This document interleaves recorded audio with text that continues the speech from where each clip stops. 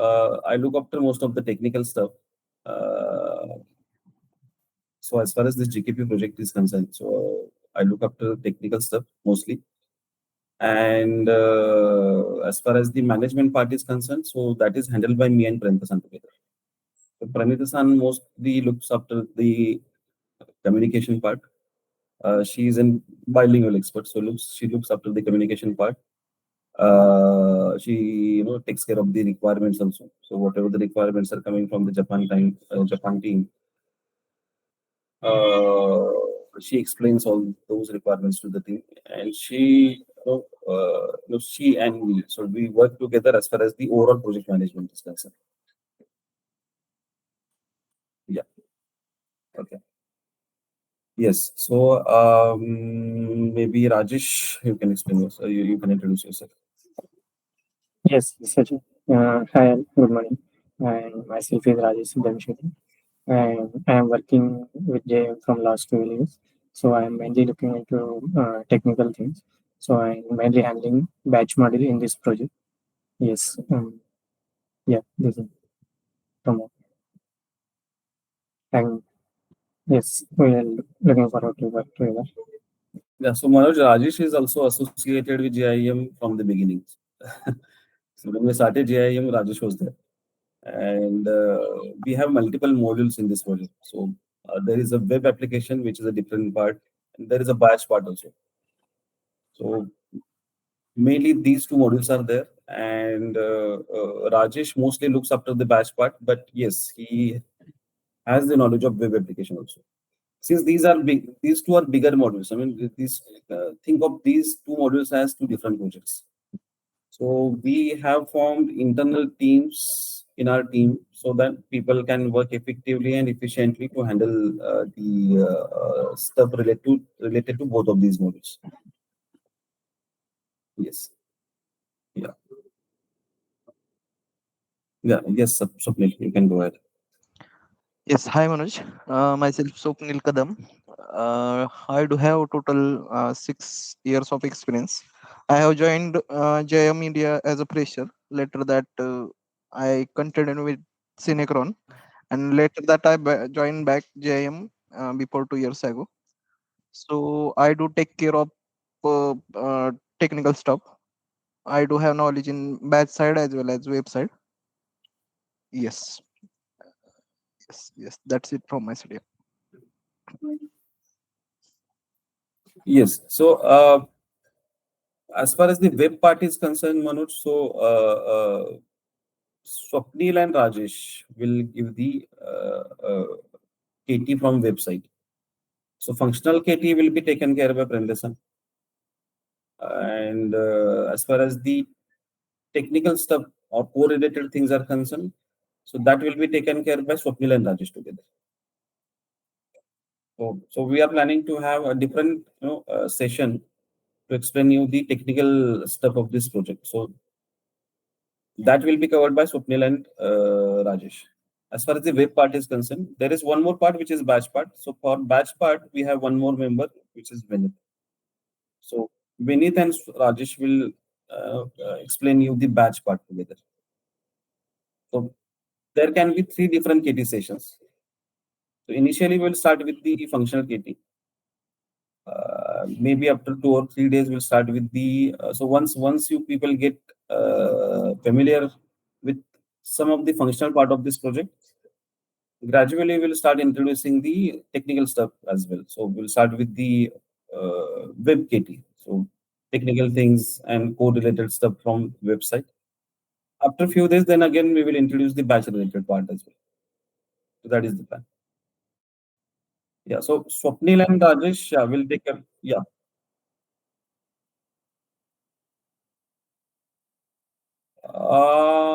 So every session can be of 1 hour. For example, so from today we'll start with the functional KT. So KT, as far as the KT session is concerned, that will be a maximum of 1 to 1.5 hours. Okay. Yeah. So after the KT session, so if you have any questions, Pranita San will answer those questions, and then she will share the necessary documents with you, so that you can study from your side as well. So every KT session will not be of 4 or 5 hours, something like that. So KT session will be of maximum 1 to 1.5 hours. One KT session. I mean, functional KT can be of 1 hour. If you have a web KT session on the same day, so that can again can be of 1 hour. So yes, yeah. So after that, yeah. So we'll share you the necessary documents, and then you need to go through the application and documents from your side as well.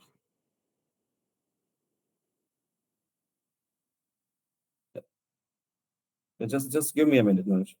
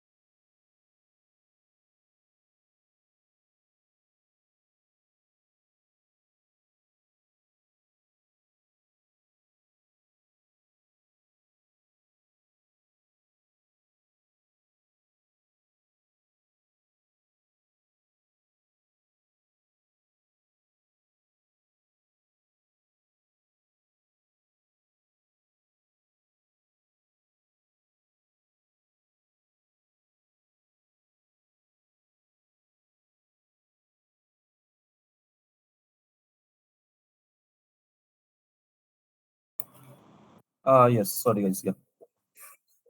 Yeah, so KT sessions can be a maximum of 2 to 3 hours. And yes, then we will share you the necessary documents, and then you can go through go through those documents and study the application from your side. So for that, you will have to spend the rest of the time. Yes. Yes. Yeah. So after software, who else is there? Yeah, Vinith, you can introduce yourself. Yes. Hello, good morning. Myself Vinith Wadekar, and I'm working with JIM from last 2+ years as a Java developer, and mainly I work on the back side. Yes. Yeah. So Vinith and Rajesh will take care of the batch side KT. So there will be a different KT session for batch mode. So that will be taken care by Vinith and Rajesh. Yes. Yes. Yeah. So Deepak, yes. Hello, good morning. Yes, so I joined JIM as a fresher, and now I completed 2+ of years as a QA engineer. So I mainly looking the testing parts, and yes, I have a knowledge about automation testing as well. Yes, so mainly I work as a QA tester.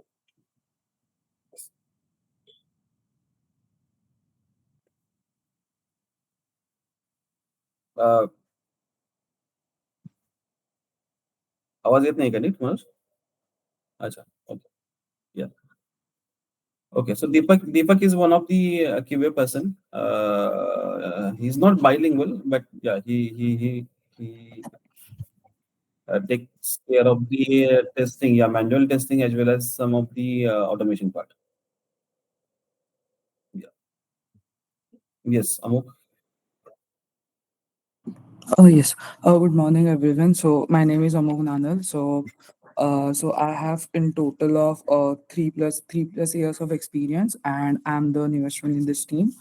And so I'm basically a bilingual QA. So I do work as a testing. I work as a QA, and I also help in coordination with Japan side. and I also have knowledge of automation. That's all from my side, and I'm looking forward to working with you all. Thank you. Yeah. Okay. Yes. Thanks. Thanks, Amok. Okay, Randasan, I think that's over to you. So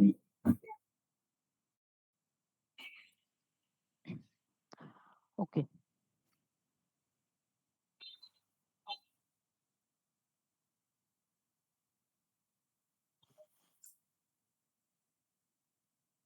Mm, let me start with the introduction of Saturn system. So for that, I'm sharing my screen.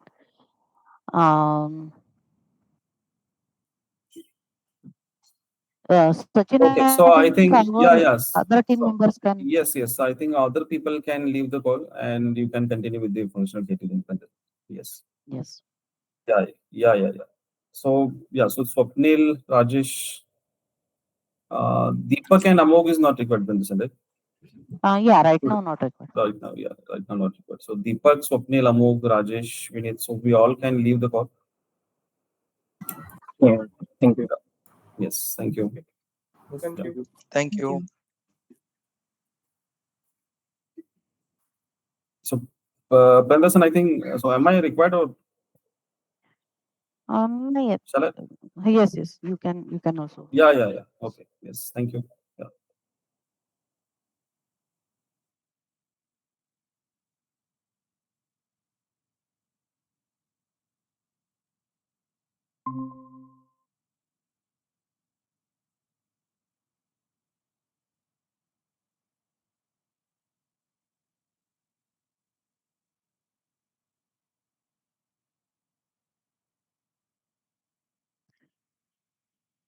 Um, do we need to have session in English or can we continue in Marathi English mix?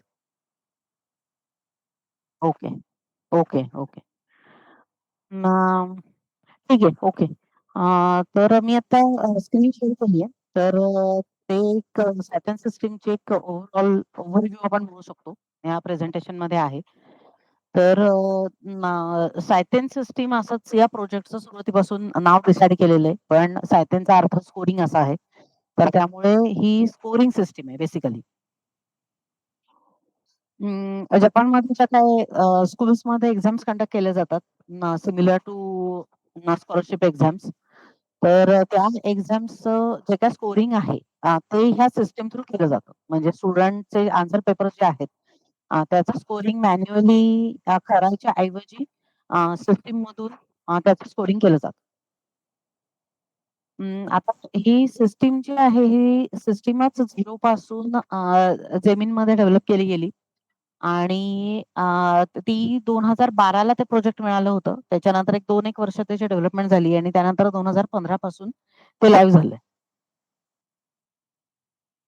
2015 ला पहिल्यांदा जेव्हा ते project मिळाले तेव्हा ते OFP म्हणून एक client होता. त्या क्लायंटसाठी आणि अजून एका क्लायंटसाठी SKP साठी अशा 2 क्लायंटसाठी 2015 ला ते प्रोजेक्ट वापरलं गेलं. तेव्हा तो साधारण 1-1 महिन्याचा छोटासा बोर्ड होता. आणि त्याच्यानंतर ॲक्चुअली 2016 पासून ते GKP साठी वापरलं गेलं. तर त्यामुळे आत्तापर्यंत कुठल्या क्लायंट्सना ह्या प्रोजेक्टचा सपोर्ट मिळालाय म्हणजे ह्याच्या व्यतिरिक्त पण आहेत. पण ते अगदी सुरुवातीला 1-2 वर्ष वापरले गेले त्यामुळे मी काही त्याचा उल्लेख केला नाहीये. मॅक्सिमम ज्या क्लायंटसाठी वापरलं गेलं ते GKP, SKP, OFP आणि SYC ह्या 4 क्लायंटसाठी वापरलं गेले. आणि बऱ्यापैकी या वर्षी सुद्धा GKPचा, OFPचा आणि SYCचा ह्या तिन्हीचे सपोर्ट आपण दिलेले.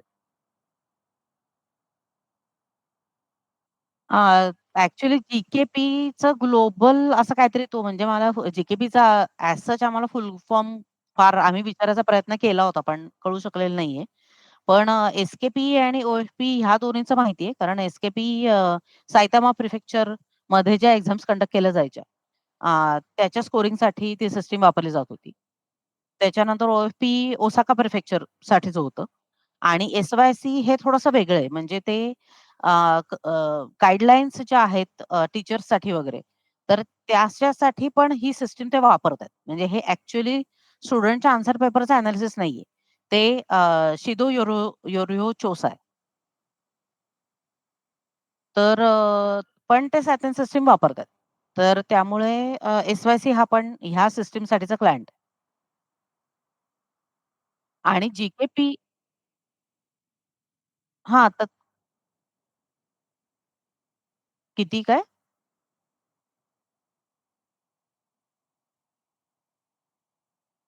आता ते प्रोजेक्ट वाईज वेगवेगळं आहे. पण मेनली जी-के-पीचं आहे ते अं, त्याची इन्फॉर्मेशन ह्याच्यामध्ये आहे. ती येईल स्टेप्समध्ये. आणि जी-के-पीचं जे आहे ते ओव्हरऑल जपानमधल्या मल्टिपल म्हणजे सगळ्या प्रिफेक्चर्समधल्या स्कूल्समध्ये जी एक्झाम कंडक्ट केली जाते त्याचं स्कोरिंग होतं.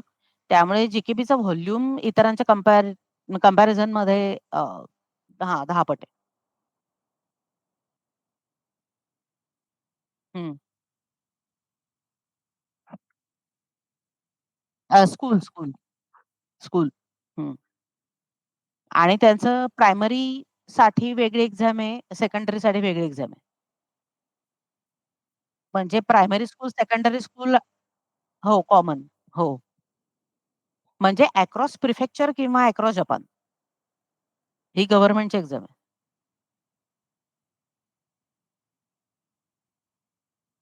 दोन्ही आहेत.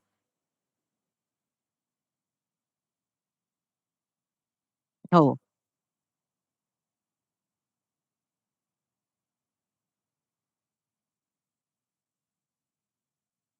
नाही, नाही. प्रायमरीसाठी वेगळं आहे आणि सेकंडरीसाठी वेगळं आहे. 2 एक्झाम्स होतात. आणि त्यातलं साधारण त्यांनी जी-के-पीच्या केसमध्ये स्टँडर्ड 6 आणि स्टँडर्ड 9 असं त्यांनी स्पेसिफाय केलेलं आहे.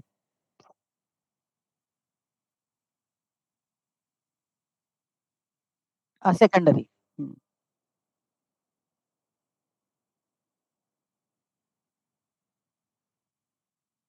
नाही ते असेसमेंटसाठी आहेत. हो. अ, अ, त्याच्यापेक्षा साधारण स्कॉलरशिप एक्झाम्सचं एक्झाम्पल तिथं जास्त सूट होईल.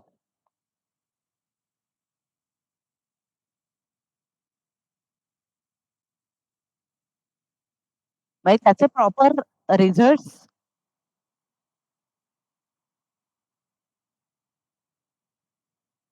हां, तर शेवटी ठेवलेलं चांगलं. म्हणजे ते फ्लोमध्ये हां, हां. हो.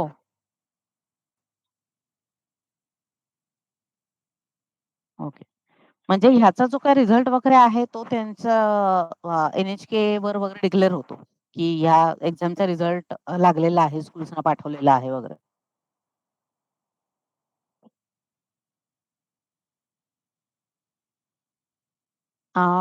ठीक आहे. आता इथे जरी सॅटर्न सिस्टम असं जरी म्हणत असलो तरी सुद्धा जी-के-पीच्या केसमध्ये 2 सिस्टमचा सपोर्ट द्यावा लागतो. सॅटर्न सिस्टमचा सपोर्ट द्यावा लागतो आणि सायू शिकेनचा सपोर्ट द्यावा लागतो. त्याच्यानंतर एस-के-पीच्या केसमध्ये सॅटर्न सिस्टम आणि एस-सी-एस. ओ-एफ-पीच्या केसमध्ये पण सॅटर्न सिस्टम, एस-सी-एस आणि एस-वाय-सीच्या केसमध्ये फक्त सॅटर्न सिस्टम. तर एक्झिस्टिंग टीमच ह्या सगळ्या प्रोजेक्टचा सपोर्ट देते. म्हणजे या प्रत्येक प्रोजेक्टसाठी वेगळी टीम वगैरे असं काही नाहीये. जे आता एक्झिस्टिंग 8 ते 9 लोकांची टीम आहे, ती ह्या मल्टिपल प्रोजेक्टचा सपोर्ट देते. सायथेन सिस्टीम ह्या सगळ्यामध्ये त्याचा जो काही बेस कोड आहे तो कॉमन आहे. आणि ही जी दुसरी एस-सी-एस सिस्टम इथं मेन्शन केलेली आहे, ही सिस्टम सुद्धा जेमिनमध्येच डेव्हलप झालेली आहे 2014-15 मध्ये. आणि ती त्या सिस्टमचा पण सपोर्ट दिला जातो त्याच सुमारास जेव्हा सायथेन सिस्टमचं चालू असतं तेव्हा. ही एस-सी-एस म्हणजे ॲक्चुअली स्कूल मॅनेजमेंट सिस्टम आहे. म्हणजे ज्या स्कूलचे स्टुडंट्स पार्टिसिपेट करणार असतात त्या एक्झाममध्ये ज्यांच्या एक्झामचं स्कोरिंग इथं कंडक्ट केलं जातंय. तर त्याच स्कूलचा डेटा हा एस-सी-एस सिस्टम थ्रू मॅनेज केला जातो. आणि जी-के-पीमध्ये मात्र ते एस-सी-एस सिस्टम वापरत नाहीत. कारण तिथे मे बी दुसरी कुठली सिस्टम वापरतात का ह्याची आम्ही एन्क्वायरी केलेली नाहीये. पण त्याचं त्यांची मॅनेजमेंट वेगळी असावी. कारण तिथे जवळ-जवळ एक 10,000 तरी स्कूल्स असतात मिनिमम. तर त्यामुळे तिथे एस-के-पीचा सपोर्ट त्यांनी कधी द्यायला हे सॉरी एस-सी-एसचा सपोर्ट त्यांनी कधी द्यायला सांगितलेला नाहीये, जे-के-पीच्या केसमध्ये. जे-के-पीच्या केसमध्ये सायो शिकेनचा सपोर्ट काही वर्ष आपण देत आलेलो आहे. अर्थात प्रायमरी आणि सेकंडरी अशी 2 जी-के-पीच्या केसमध्ये प्रायमरी आणि सेकंडरीचा सपोर्ट वेगवेगळा असतो. तर त्यामुळे तो कुठला सपोर्ट मिळालाय, प्रायमरी स्कूलसाठीच्या प्रोजेक्टसाठीचा सपोर्ट मिळालाय का सेकंडरीच्या का दोन्हीचा, हे दरवर्षी चित्र वेगळं असतं. तर मोस्टली जेव्हा सेकंडरीचा सपोर्ट असतो, त्यावेळेला सायू शिकेनचा सपोर्ट आत्तापर्यंत आपण 3-4 वर्ष तरी म्हणजे जास्त तो दिलेला आहे आणि सायू शिकेन म्हणजे रिक्रुटमेंट. तर ह्याच्यामध्ये सॅटेन सिस्टममधून स्कोरिंग जी लोकं करणार आहेत, ते स्कोरर जे आहेत, त्यांना रिक्रूट करण्यासाठीची जी काही प्रोसेस आहे, त्यांची एक्झाम्स कंडक्ट केली जाते. ते पास झाले तर तरच त्या लोकांना सॅटेन सिस्टम स्कोरिंगसाठी अपॉइंट केलं जातं. तर ही जी काय त्यांची रिक्रुटमेंटची प्रोसेस आहे, ही प्रोसेस सायू शिकेनमधनं होते.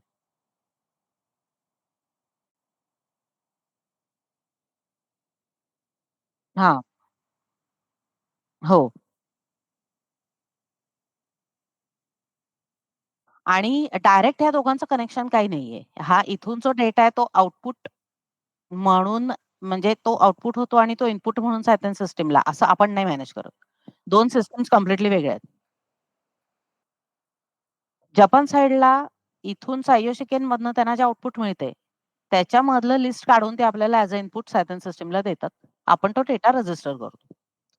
पण डायरेक्टली आपल्याकडे आपण हा डेटा घेतला आणि इकडे इनपुट केलाय असं होत नाही. नाही. ते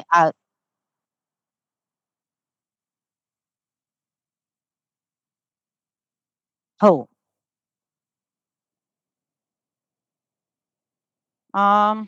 एस-सी-एस आणि सॅटेन सिस्टम ह्या पण इंडिपेंडंट आहेत. म्हणजे आता दोन्ही प्रोजेक्ट्स इथं आल्यामुळे आणि त्यांचं काय कशा प्रकारचा डेटा आहे, काय आहे माहिती असल्यामुळे त्याची लिंक लावता येते. इथे जो काही स्कूल्सचा डेटा रजिस्टर होतोय, मग एखाद्या सिस्टममध्ये ते सांगतात, की फॉर एक्झाम्पल एस-के-पीला त्यांनी एकदा सांगितलं होतं, की आम्ही तुम्हाला एस-सी-एससाठी जो काही स्कूलचा मास्टर दिलेला आहे, तोच तुम्ही इकडे सॅटेन सिस्टममध्ये मास्टर म्हणून वापरा स्कूलचा मास्टर. असं एखाद वर्षी त्यांनी जर स्वतःहून सांगितलं, तर आपण त्यानुसार डेटा प्रिपेअर करतो. पण त्यांनी जर तसं सांगितलं नाही हां, एक्सपोर्ट इम्पोर्ट आहे. तर डायरेक्टली दोन्ही सिस्टमचं काही लिंकिंग नाही. S-C-S school related. हां, स्कूल मॅनेजमेंट सिस्टम. तर त्यामुळे कुठलं प्रोजेक्ट मिळतंय त्यावर कुठल्या सिस्टमचा सपोर्ट द्यायचा काय, ह्या सगळ्या गोष्टी अवलंबून आहेत. हां.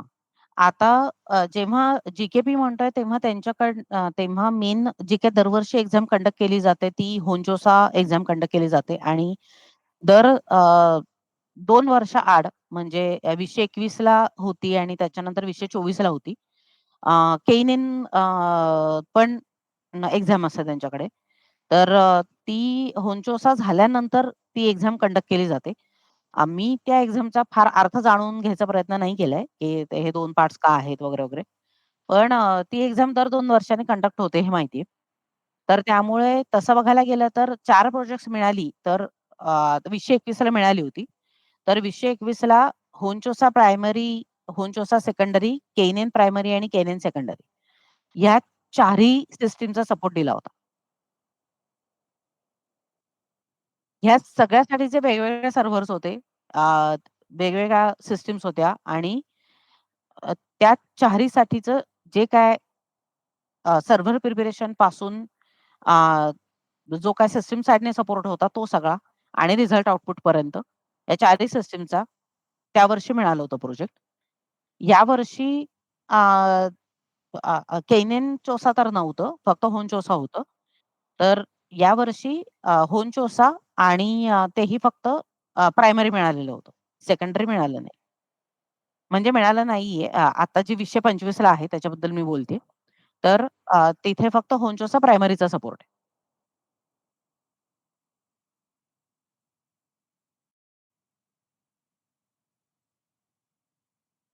हो.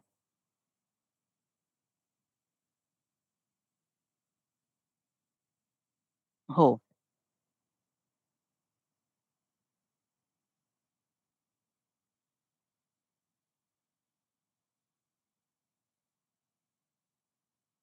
दोन्ही.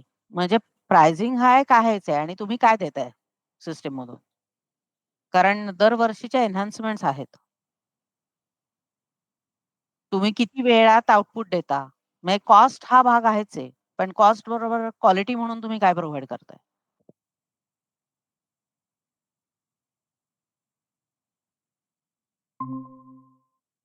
आणि हाही एक पार्ट आहे, की इट डिपेंड्स म्हणजे, की ते जे-आय-एमला डायरेक्टली मिळतंय का इतर कोणाला मिळतंय.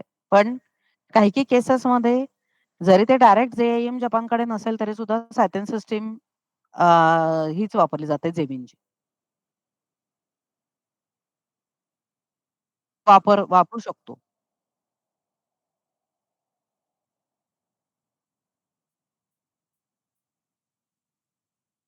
आता अं, हा झाला एक म्हणजे मल्टिपल क्लायंट्स आणि कुठले-कुठले प्रोजेक्ट्स आपल्याला त्याच्यामध्ये सपोर्ट द्यावा लागतोय. ही इन्फॉर्मेशन झाली. आता जेव्हा सायथन सिस्टमचा सपोर्ट द्यायचा आहे, तेव्हा मल्टिपल टीम्स बरोबर इथल्या टीमला कोऑर्डिनेट करायला लागतं. तर त्याचं साधारण इथे लिस्टिंग दिलेलं आहे. ह्याच्या व्यतिरिक्तही अजून काही टीम्स असू शकतात. पण मेन टीम ज्या आहेत त्याचं इथे लिस्ट डाउन केलेलं आहे. तर सायू शिकेन टीम आहेच आहे. म्हणजे जेव्हा आपण सपोर्ट देतोय आपल्याच साइडनी सायू शिकेनचा तेव्हा तो सगळा डेटा आपल्याकडे आहेच आहे. पण तरीसुद्धा जपान साइडची जी कुठली टीम आहे, जी ॲक्चुअली तिथे एक्झाम्स कंडक्ट करणार आहे किंवा आपल्याला डेटा तेच प्रोव्हाईड करणार आहेत. हा रजिस्टर करा, एक्सेट्रा, एक्सेट्रा. ह्या एक्झाम्स क्रिएट करा. तर ही जी जपान साइडची टीम आहे ॲक्चुअली ऑपरेशनल टीम तर अ, त्या टीम बरोबरचं कम्युनिकेशन आहे. आणि जेव्हा आपल्याकडे अ, सायू शिकेन नाहीये, ते बाहेरून कुठून तरी देतात.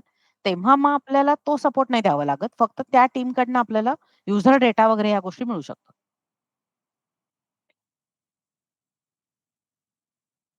ते करतात. हो. त्याच्यानंतर मास्टर डेटा टीम आहे, जो आता जेव्हा आपण सिस्टम बघू, तेव्हा ते मास्टर डेटा आणि ट्रान्झॅक्शन डेटा वगैरे फरक कळतील. पण त्यांच्याकडनं जो आपल्याला इनिशियली मास्टर डेटा जो मिळतोय सुरुवातीला त्याची वेगळी टीम आहे. त्यांच्याबरोबर कम्युनिकेशन करायला लागतं. त्याच्यानंतर हा झाला मास्टर डेटा म्हणजे हा सिस्टमसाठीचा झाला. आता एस-पी-पी टीम जी आहे ती स्टुडंटचा डेटा प्रोसेस करणार आहे. स्टुडंट्सची आन्सर इमेजेस. स्टुडंट जे काय आन्सर पेपर्स स्टुडंटनी लिहिलेले आहेत, ते आन्सर पेपर्स स्कॅन करून त्याचे इमेजेस कट करून स्टुडंटची इन्फॉर्मेशन आणि इमेजेस या सगळ्या प्रोव्हाईड केल्या जातात सॅटेन सिस्टमचं इनपुट म्हणून. तर ते सगळं प्रोसेस करणारी जी टीम आहे स्कॅन पोस्ट प्रोसेसिंग त्या टीम बरोबर पण आपल्याला कम्युनिकेट करायला लागतं. त्याच्यानंतर हा जो काही सगळा डेटा आहे प्रोसेस केलेला डेटा तर त्या इमेजेसमधनं पंच टेक्स्ट एक्स्ट्रॅक्ट केलं जातं. म्हणजे ते जे काही स्टुडंटनी आन्सर लिहिलेलं आहे, ते आन्सर इन शॉर्ट टेक्स्ट फॉर्मॅटमध्ये कन्व्हर्ट केलं जातं आणि ते प्रोव्हाईड केलं जातं. तर ते प्रोव्हाईड करण्यासाठीची वेगळी टीम आहे डिब्रीड टीम.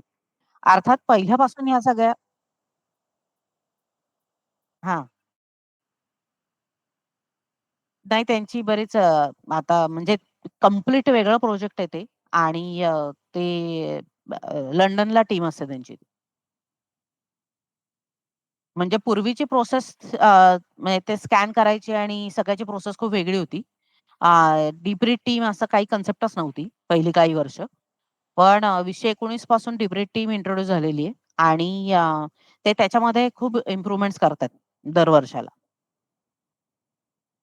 म्हणजे पुढे जाऊन त्यांचा प्लॅन असा असू शकतो, की पूर्ण त्या 500च्या बेसिसवर स्कोरिंग व्हायला पाहिजे. हां.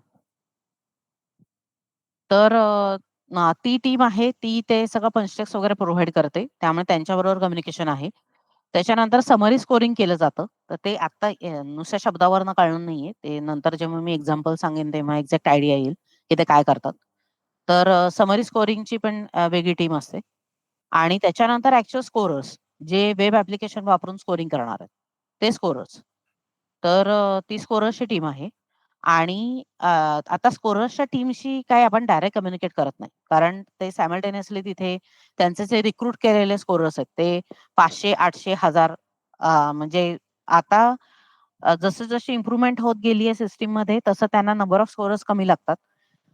पण 2016 ला साधारण सायमल्टेनियस एक 1600-1700 लोकांनी सिस्टम वापरलेली आहे. तर आताच ते साधारण तो आकडा 500 ते 800च्या दरम्यान आलाय, की तेवढे स्कोरर्स एका वेळेला सिस्टम वापरतात. तर त्या स्कोरर्सच्या टीमशी डायरेक्ट आपण कम्युनिकेट करत नाही. अर्थात जपान साइडला मधली टीम आहे ज्यांना आपण WG म्हणतो. तर वर्क वर्क ग्रुप. तर त्यांच्याशी आपण कम्युनिकेट करतो. ते स्कोरर्सना जे काय असेल ते इन्फॉर्मेशन हां. आणि शुके टीम. तर शुके टीम म्हणजे या सिस्टमचं जे काही आउटपुट आहे रिझल्ट्स म्हणजे रिझल्ट्स नाही ॲक्चुअली जे काही स्कोरिंग केलेलं आहे ते स्कोरिंगचं आउटपुट तो स्कोरिंग डेटा फक्त आपण शुके टीमला प्रोव्हाईड करतो. शुके टीम अजून पुढे जाऊन त्याचं रिझल्ट जनरेशन, ते चेकिंग आणि तो सगळा डेटा प्रिपेअर करून तो स्कूल्सना पाठवणं. हे पुढचं शुके टीमचं काम आहे. त्यामुळे सायथेन सिस्टम ही असं जरी आपण म्हणत असू तरी ही फक्त एक वेब ॲप्लिकेशन एवढाच एक पार्ट आपल्याकडे आहे. त्याच्या व्यतिरिक्त तो स्कूल्सकडनं ते सगळे पेपर्स कलेक्ट करून OMR सेंटर जे आहे तिथं आणून त्याचं सगळं स्कॅनिंग करून तो सगळा डेटा सायथेन सिस्टमला पाठवणं. सायथेन सिस्टममधून हा जो सगळा मास्टर डेटा वगैरे आहे याचं प्रिपरेशन लागतं. सायथेन सिस्टम वापरण्यासाठी रिक्रुटमेंट लागते. ते जे स्कोरर्स आहेत त्यांची सगळी मॅनेजमेंट लागते. त्या स्कोरर्सनी कारण नुसतं ते ऑपरेशन तिथे कंडक्ट करणं, नुसतं त्या 500-800 युजर्सकडनं स्कोरिंग करून घेणं, हा सुद्धा प्रचंड मोठा टास्क आहे. कारण हे जवळ-जवळ महिनाभर स्कोरिंग चालू असतं. तर त्यामुळे ते सगळं ऑपरेशन आणि ते सगळं झाल्यानंतर इथून आउटपुट झालेला डेटा शुकी टीमकडे जाऊन त्यांनी ते रिझल्ट जनरेट करून ते अजून पुढच्या टीमकडनं स्कूल्सपर्यंत पाठवणं. म्हणजे ही सगळी प्रोसेस वर्षभर चालू असते. आणि जवळ-जवळ 7 ते 8 टीम्स या सगळ्या ह्याच्यामध्ये इन्व्हॉल्व्ड आहेत.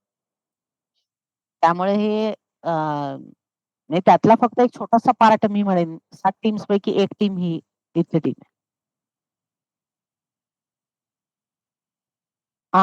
त्यामुळे ह्या सगळ्या टीम्स इन्व्हॉल्व्ड याची इन्फॉर्मेशन झाली.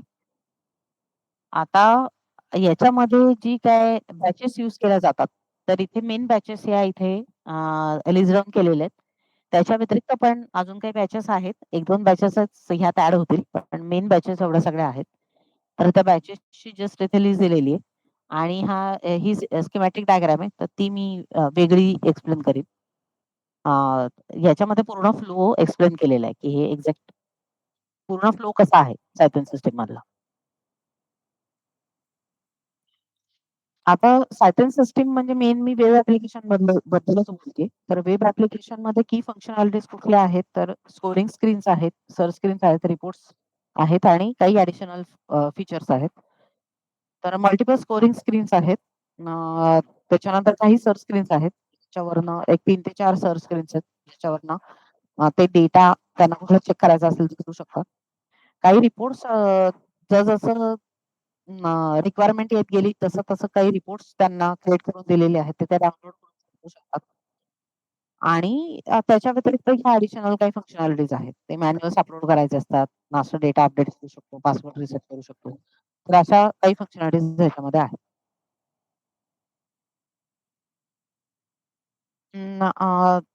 आता हे मेन युजर रोल्स म्हणून मी इथे डिस्प्ले केलेले. तर हे जे काही मेन स्क्रीनशॉट घेतलाय हा सायथेन सिस्टमचा स्क्रीनशॉट आहे. म्हणजे सायथेन सिस्टमला लॉग इन केल्यानंतर पहिलं जे मेनू पेज येते त्याचं. तर तिथे मेनली स्कोरर, सुपरवायझर, WG आणि ॲडमिन हे 4 रोल्स हां, हे डायरेक्ट लॉग इन करून सायथेन सिस्टम वापरणारे युजर्स आहेत. आणि त्याच्या व्यतिरिक्त आपल्याला बॅच युजर लागतो. तर तो बॅच युजरचा काय रोल आहे, तो कशासाठी बॅच युजर आपण क्रिएट करतो ते बघेल. आता हे जे काय ऍक्च्युअल वेब ऍप्लिकेशन वापरणारे स्कोरर्स आहेत, तर युजर्स आहेत म्हणू आपण, तर त्यातला स्कोरर रोल मी जे युजर्स आपण जनरेट करतोय, क्रिएट करतोय सिस्टीम मध्ये, त्या युजरनेच लॉग इन केलं. तर त्याला हे खालचं काही दिसत नाही. त्याला फक्त त्याला अवेलेबल असलेले काही दिसत नाही. त्याला फक्त ही पहिली 6 बटन दिसतात. त्याच्यानंतर दुसरा एखादा युजर आहे, त्याला आपण सुपरवायझर रोलनी तो युजर क्रिएट केलाय, तर त्याला स्कोररचा मेनू दिसतो आणि स्वतःचा दिसतो. WG ला ह्या तिघांचा आणि ऍडमिनला हे सगळं.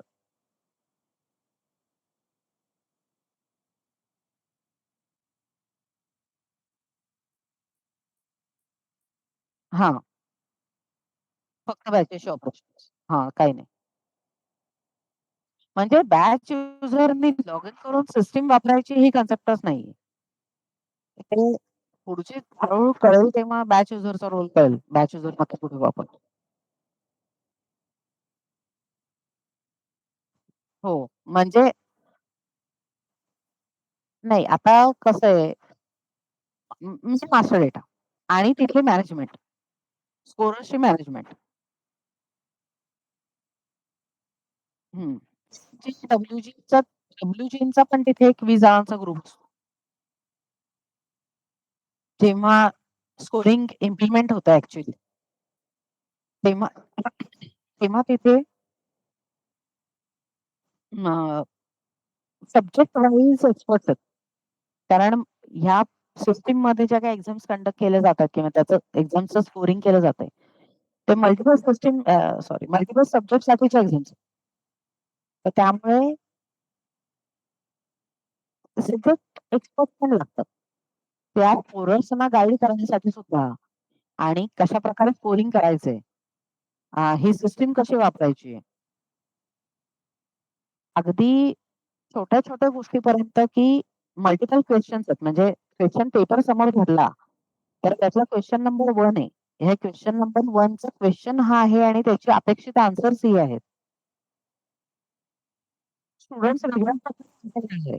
आपल्याला जरी वाटत असलं की हे काय म्हणजे ह्या प्रश्नाचं उत्तर हेच असू शकतं, असं नाहीये. तर स्टुडंट्सनी जर वेगळ्या प्रकारे उत्तरं दिली असतील, तर कुठल्या प्रकारच्या उत्तरांना कुठल्या प्रकारचे मार्क्स द्यायचे, अशा प्रकारचं स्कोरिंग करायचं. तर हे सगळं त्या लोकांना गाईड केलं जातं. आणि पूर्ण मास्टर डेटा प्रिपरेशन पासून महिनाभरात सगळं स्कोरिंग संपलं पाहिजे, ह्या प्लॅनिंग पर्यंत सगळं हा 20 एक जणांचा डिलिजन्सचा ग्रुप करतो.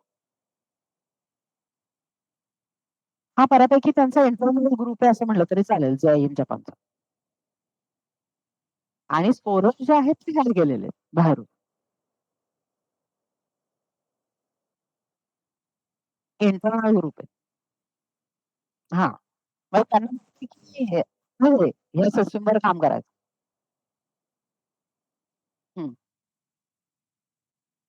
20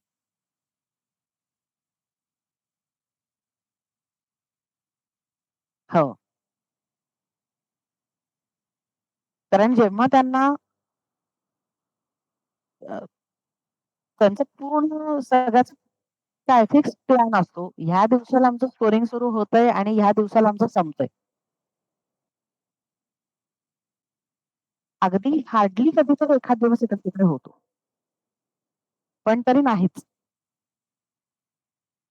त्यामुळे त्या सगळ्या दिवसांमध्ये एवढे क्वेशन्स आहेत, एवढे आन्सर्स आहेत, एवढे स्क्रीन्स आहेत. असं नाहीये की एक आन्सर आपण फर्स्ट टाईम रेटिंगमधनं लोड केलं, त्याचं स्कोरिंग केलं, बटनवर क्लिक केलं, झालं विषय संपला, झालं त्याचं स्कोरिंग असं नाहीये. बऱ्याच स्टेप्स आहेत त्याच्यात. तर ते आन्सर ह्या सगळ्या स्टेप्सच्या थ्रू जाऊन त्याचं इन्स्पेक्शन होऊन, सगळं होऊन फायनल त्याची प्रोसेस होईपर्यंत की हे आन्सर फायनल स्टेजला आता पोहोचलेलं आहे. ह्या सगळ्या प्रोसेसपर्यंत आणि तेही मल्टिपल क्वेशन्स आहेत. ह्या सगळ्याचं प्लॅनिंग की रोज आपण ह्या पद्धतीने पुढे गेलो तर आपल्या ह्या तारखेपर्यंत संपणार. ही अजिबातच सोपी गोष्ट नाही. तर ते सगळ्याचं प्लॅनिंग, रोजचं ट्रॅकिंग आणि रोजच्या स्कोरर्सना गाईडन्स रोज आता हे जेव्हा सिस्टीम महिनाभर वापरली जाते, तेव्हा एक स्कोरर जॉइन झालाय आणि तो ह्या तारखेला 1 तारखेला जॉइन झालाय आणि आता तो 30 तारखेपर्यंत काम करणार आहे, असं नाहीये. कारण हे टेम्पररी प्रोसेस आहेत. महिनाभरासाठी त्यांना याचे काम मिळाले. त्यामुळे काही लोकांना मला 8च दिवस जमणार आहे. ह्या आठवड्यात मी काम करतोय, पुढच्या आठवड्यात मला जमणार नाहीये. त्यामुळे त्यांची रिक्रुटमेंटची प्रोसेस पण कंटिन्युअस चालू असते. आणि सगळे पार्ट टाईम कामं करतात. तर त्यामुळे ह्या सगळ्या गोष्टी मॅनेज करणं, की रोज किती आन्सर स्कोरिंग झालंय, किती शिल्लक आहे. तर आता ही आन्सर कुठल्या-कुठल्या प्रोसेसमध्ये जाणं अपेक्षित आहे. आणि रोज किती जणांनी किती काम केलं तर ते संपणार आहे. ही एक टोटल म्हणजे कुठलेच किती सोडवलेत इथपासून. म्हणजे स्कोररचं पूर्ण त्याच्या कामाचं ट्रॅकिंग. हे सगळं त्यांच्याकडे डेटा असणं आवश्यक आहे. तर त्यामुळे ती एक टोटल अख्खी तो सपोर्ट सिस्टम आहे ती एक. तर त्यामुळे ते WG आहेत. त्यांना फक्त ऑपरेशन्स करण्यासाठी म्हणून हे मेनूज दिलेले आहेत. पूर्ण म्हणजे वेगवेगळे रिपोर्ट्स बघण्यासाठी, ट्रॅकिंग करण्यासाठी आणि त्यांचं प्लॅनिंग करण्यासाठी. आणि ॲडमिन यातले काही ऑप्शन्स आपण वापरतो, काही ऑप्शन्स ते लोकं वापरतात. म्हणजे मोस्टली आपणच वापरतो. आता रिसेट पासवर्ड वगैरे नवीन त्यांना म्हणून वापरतात.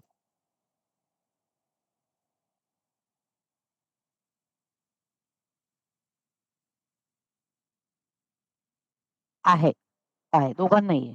पण दोघांचं कुठल्या युजरचा कोड करू शकतो हा टोटल वेगळा. प्रत्येकजण फक्त आपापलं करू शकतो. ॲडमिन सगळ्यांचं करू शकतो.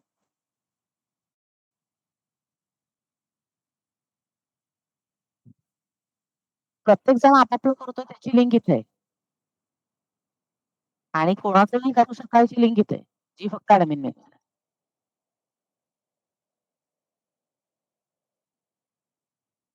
तर यातले जे काही ऑप्शन्स आहेत ते स्टेप बाय स्टेप बघू.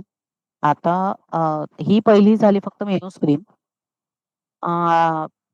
ठीक आहे, स्टेट ट्रान्झिशन मी नंतर सांगतो. आता ही ॲक्चुअल स्कोरिंग स्क्रीन आहे.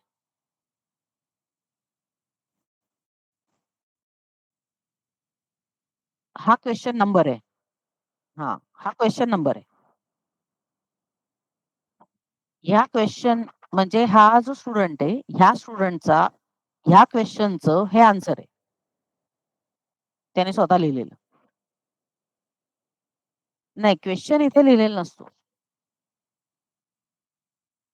हां. तर क्वेशन पेपर त्यांना पासच झालेला असतो, जेव्हा ते मल्टिपल एवढ्या लोकांचं स्कोरिंग करतात तेव्हा. कारण ही जी आन्सर्स लोड होतात, ही क्वेशन वाईज लोड होतात. एकेका स्कोररला एक-एक क्वेशन असाइन केलेला असतो.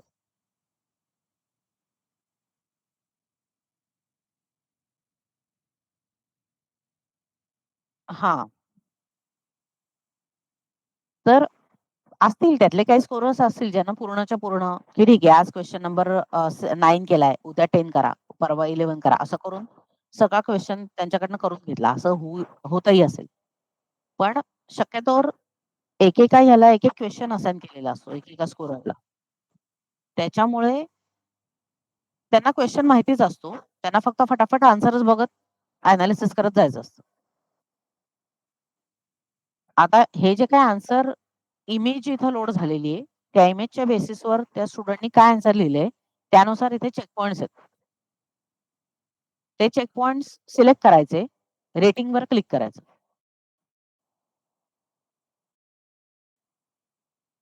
हं. हं. हं, हं. हां. हां.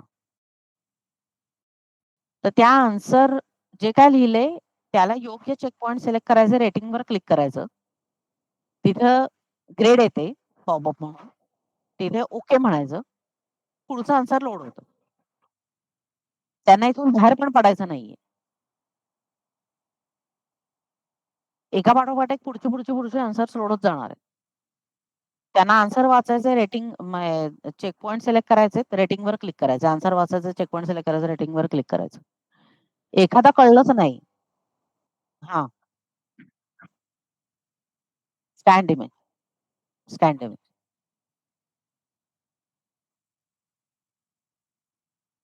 हां. आहे त्याचं. नंतर सांगते. म्हणजे अजून तरी हे इमेजचं वापरलं जातंय स्कोरिंग. अजून 4 वर्षांनी काय परिस्थिती असेल, कदाचित हे होणारही नाही. जर त्यांचा डिप्रिडचा पूर्ण सक्सेस असेल तर. पण आता तरी मॅक्सिमम स्कोरिंग इमेजच्या बेसिसवर केलं जातं. आता एखादं असा आन्सर असेल कन्फ्युजिंग. नाही कळतंय काय स्कोरिंग द्यायचं. पेंडिंगला टाकून दे. त्यामुळे इथे 2च ऑप्शन्स आहेत, रेटिंग किंवा पेंडिंग. हे ऍक्च्युअली हा स्क्रीनशॉट थोडा मी अपडेट करेन नंतर. आधी कमेंट बॉक्स होता, तो त्यांनी काढायला लावला होता. परत ऍड करायला लावला होता. असं त्यांचं मध्ये-मध्ये चालू असतं काही ना काहीतरी. तर त्यामुळे आता सिस्टम बघायला गेलं तर तिथे कमेंट बॉक्स नाहीये. तो इथे आता आहे स्क्रीनशॉटमध्ये. हां, हां. तर ही बेसिकली स्कोरिंग स्क्रीन आहे. तर first time scoring, second time scoring जे काय नाही first rating, second rating, check operation, deny, pending, inspect, discrepancy, no grade, out of boundary, special rating. हे एवढ्या सगळ्या ह्याच्यातनं कुठली स्क्रीन लोड होते तर हीच लोड होते. पण हां, ही स्क्रीन आहे. बदलतं. म्हणजे स्टुडंटचा कुठला पेपर त्या कॅटेगरीत गेलाय, त्यावर पण डिपेंड आहे आणि प्रत्येक स्क्रीनवर काहीतरी बदल आहेत नॅचरली कुठेतरी छोटा-मोठा. हां, पण बेस फंक्शनॅलिटी हीच.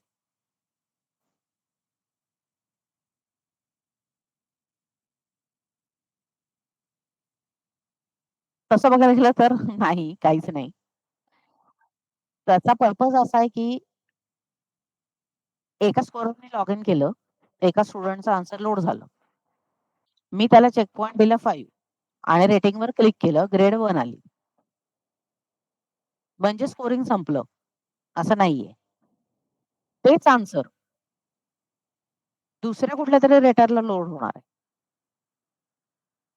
तो त्याचं स्कोरिंग परत करणार आहे. इंडिपेंडेंटली. त्याला माहिती नाही आधीच्यानी काय केलंय. माहिती नाही.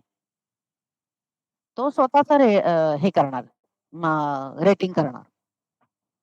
त्याने त्याचं रेटिंग दिलं. सिस्टममध्ये कंपेअर होतं. पहिल्याने काय दिले, दुसऱ्याने काय दिले. मॅच झालं तर ते कन्फर्मला जाईल. मॅच नाही झालं तर ते मिसमॅचला जाईल.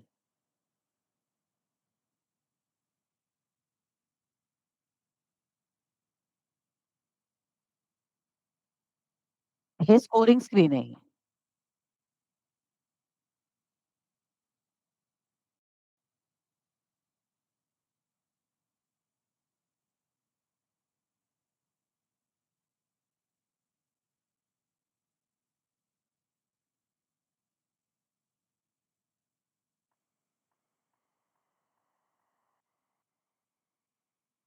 हो, हो.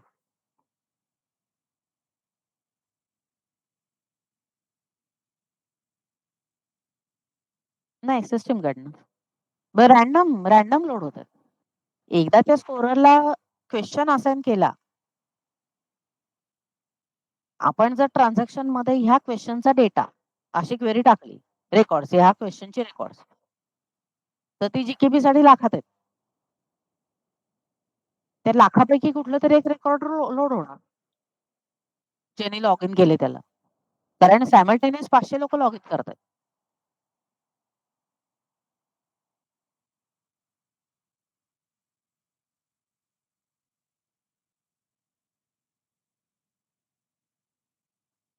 ठरलेली असते. हो.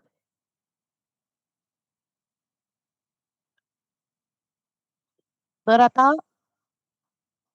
ही बेसिक रेटिंगची स्क्रीन झाली, की तुम्ही आयदर रेटिंग करताय किंवा पेंडिंग करताय. आता ह्या दोन्हीमध्ये काय फरक आहे? तर सगळी आन्सर्स पहिली इथून लोड होणार. समजा 1000 आन्सर्स आहेत असं धरू. तर जोपर्यंत तर ती सगळी पहिल्यांदा प्रत्येक आन्सर हे पहिल्यांदा इथूनच लोड होणार आहे. इतर कुठल्याही स्क्रीन थ्रू म्हणजे सर्च स्क्रीन थ्रू होईल. पण इतर कुठल्याही रेटिंग स्क्रीन थ्रू नाही लोड होणार. जोपर्यंत त्या आन्सरचं फर्स्ट रेटिंग कंप्लीट होत नाही, तोपर्यंत ते इतर कुठल्याही रेटिंग थ्रू पुढे जाणार नाही, दिसणारच नाही तुम्हाला. एकदा त्या आन्सरचं रेटिंग कंप्लीट झालं, की ते आन्सर सेकंड रेटिंगसाठी अवेलेबल होतं. मग ते सेकंड रेटिंगसाठी जेव्हा आपण सेकंड रेटिंग मधून जाऊ, तिथून अशीच आन्सर्स लोड होतील ज्याचं फर्स्ट रेटिंग ऑलरेडी झालेलं आहे. आता जसं मी म्हटलं, की इथे तुम्ही रेटिंग करू शकता किंवा पेंडिंग करू शकता. तर आता हा चार्ट दाखवते मी. 121 मधनं तुम्ही रेटिंग केलं. ग्रेड दिली काहीतरी. त्याची स्टेट आपण बदलतो 120. त्याशिवाय कळणार नाही, की हे तर स्कोरिंगला करायचं का ह्याचं स्कोरिंग झालंय. 123 ला जाणार. आता अशी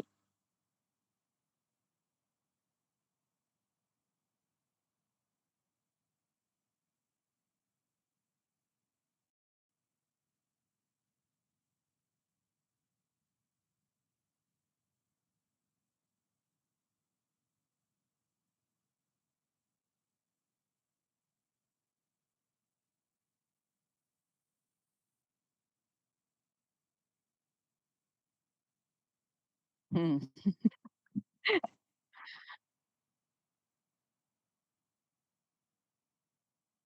तर एखादा आन्सर जेव्हा स्क्रीनवर लोड झालाय, तर मी त्याच्यावर चेक पॉइंट सिलेक्ट केला आणि रेटिंग म्हटलं, तर त्याची स्टेट होईल 122. इफ आय एम कन्फ्युज्ड, नाही मला नाही रेटिंग करता येते, मी पेंडिंगवर क्लिक करणार. ते जाणार 123 ला. आता असे आन्सर्स ते दिवसभर एकापाठोपाठ एक त्यांच्या स्क्रीनवर येत राहतात. ते त्याचं स्कोरिंग करत राहतात. त्यांचं जवळ-जवळ स्कोरिंग दिवसभरात म्हणजे टोटल सिस्टम 9 तास 12 तास रनिंग असते. एक स्कोरर किती तास काम करतो हा त्यांचा विषय, की ज्या स्कोररला जसं जमणार आहे तसं तो काम करणार आहे. एखादा स्कोरर 12 तास काम करू शकत असेल ते त्याला देतील. एखादा पार्ट टाईम 3 तासासाठीच अवेलेबल असेल तो 3च तास करेल. तर हे दिवसभर 12 तास सिस्टम रनिंग आहे. दिवसभरात फर्स्ट टाईम स्कोरिंग चाललंय. सगळ्या रेकॉर्ड्सचं. संध्याकाळी ते आपल्याला सांगतात, की आता तुमची बॅच रन करा. जेव्हा त्यांची सिस्टम वापरून होते, आपण वेब ॲप्लिकेशन बंद करतो. त्यानंतर ते आपल्याला सांगतात, आता तुम्ही तुमच्या साइडचे ऑपरेशन्स करा. आपल्या साइडचे बरेच ऑपरेशन्स आहेत. ती मी नंतर एक्सप्लेन करणार. त्यातलं महत्त्वाचं ऑपरेशन आहे स्टेट चेंज. तर ती बॅच आपण रन करू. ही जी पहिली स्टेप आहे 121 टू 123, 121 टू 120 सॉरी 122 किंवा 123 हे स्क्रीन थ्रू होतं. जेव्हा आपण बटनवर क्लिक करतोय त्यावेळेला. हे जे स्कोर झालेलं आन्सर आहे, हे 131 ला टाकायचंय किंवा 123 चं 161 ला टाकायचंय. हे काम बॅक करते. संध्याकाळी. आता मग आपण असं धरू, की आज एक 2000 आन्सर स्कोर झाली आहेत. 122 मध्ये पडली होती. ती बॅचने 131 ला टाकली. आणि जवळ-जवळ एक 50 आन्सर्स आहेत, जे ते कन्फ्युज्ड आहेत. ती 123 ला पडली आहेत. ती आन्सर्स बॅच 161 ला टाकून देईल. दुसऱ्या दिवशी ते लॉग इन करतील. तेव्हा त्यांना ती 2000 आन्सर्स सेकंड टाइम स्कोरिंग मधनं अवेलेबल होती. ती 50 आन्सर्स पेंडिंग मेनू मधनं अवेलेबल होती.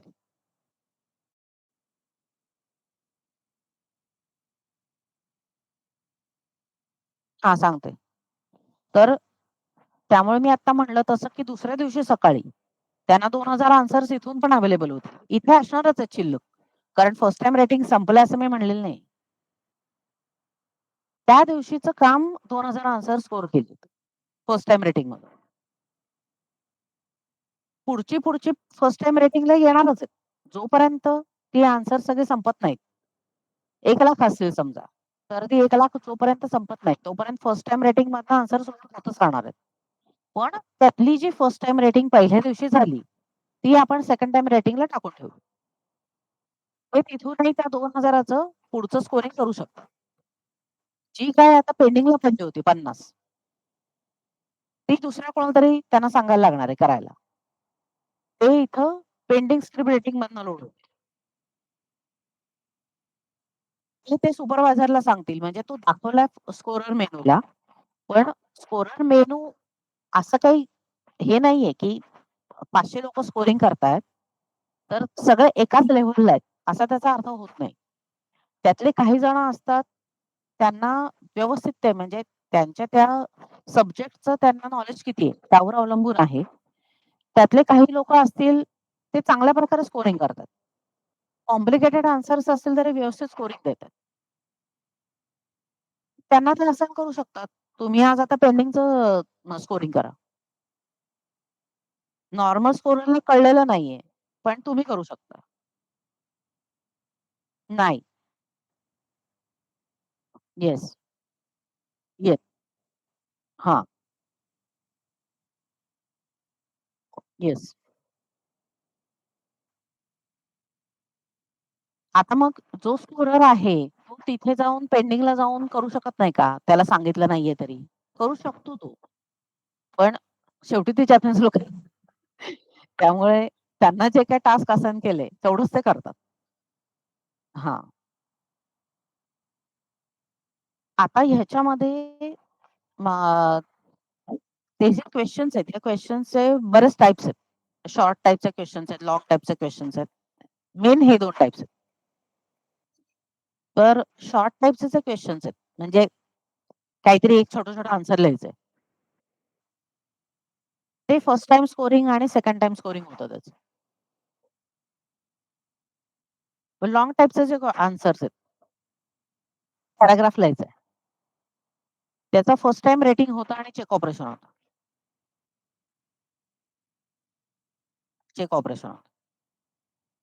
सेकंड रेटिंग चेक ऑपरेशन मध्ये काय फरक आहे? सांगणार आहे. फक्त त्याच्या आधीची अजून एक स्टेप सांगते. आता मग शॉर्ट आणि लॉंग दोन्ही टाइपचे क्वेश्चन्स हे फर्स्ट टाइम रेटिंग मधनं लोड होतात. त्याचं फर्स्ट टाइम रेटिंग हे सगळ्या कुठल्याही प्रकारचं म्हणजे शॉर्ट असू दे किंवा लॉंग असू दे. त्याचा फर्स्ट टाइम रेटिंगची मेथड ठरलेली. तसंच होणार फर्स्ट टाइम रेटिंग. तो जर शॉर्टचा असेल तर संध्याकाळी स्टेट चेंज बॅच 131 ला टाकेल. तो जर लॉंगचा असेल तर स्टेट चेंज बॅच 141 ला टाकेल. 131 ची जे रेकॉर्ड्स आहेत ते इथून लोड होतात. 141 ची जे रेकॉर्ड्स आहेत ते इथून लोड होतात.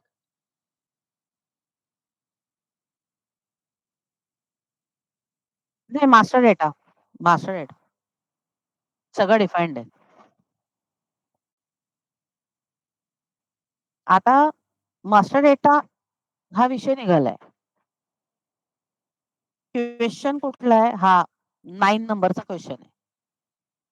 त्याच्यासाठी कशा प्रकारचा आन्सर असणार आहे? त्याच्यात काय तुम्ही शोधायचंय? की स्टुडंटने नक्की काय लिहिलंय? याचं डिस्क्रिप्शन इथे दिलेलं आहे. प्रत्येक प्रश्नानुसार डिस्क्रिप्शन बदलणार आहे. हा झाला master data.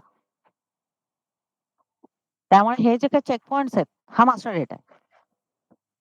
Number of questions, number of subjects, subject wise number of questions, क्वेश्चनचे टाइप्स, त्याचे चेक पॉइंट्स, कुठला चेक पॉइंट सिलेक्ट केल्यानंतर काय ग्रेड यायला पाहिजे, ते आन्सर करेक्ट आहे का रॉंग आहे, म्हणजे त्याचा रिझल्ट हा सगळा झाला मास्टर डेटा. तो सुरुवातीलाच त्याने डिफाईन करून आपल्याला दिलेला असतो. त्यामुळे मास्टर डेटा सिस्टीम साठी फिक्स आहे. बदलत जाणार आहेत आन्सर्स.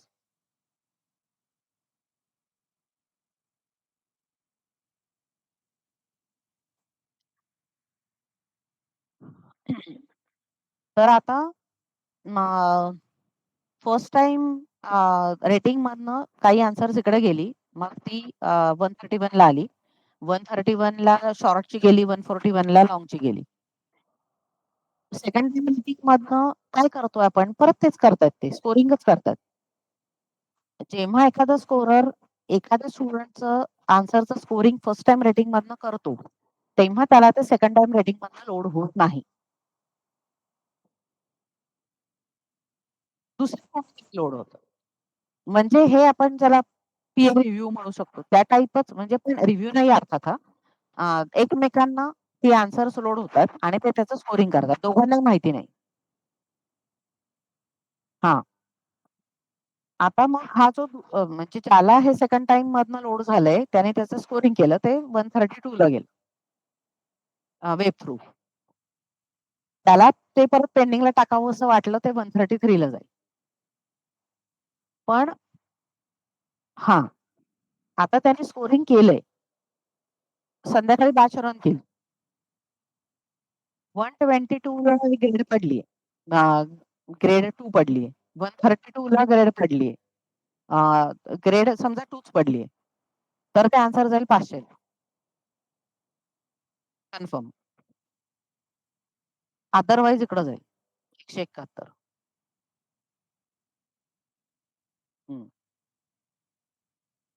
हम्म. हा.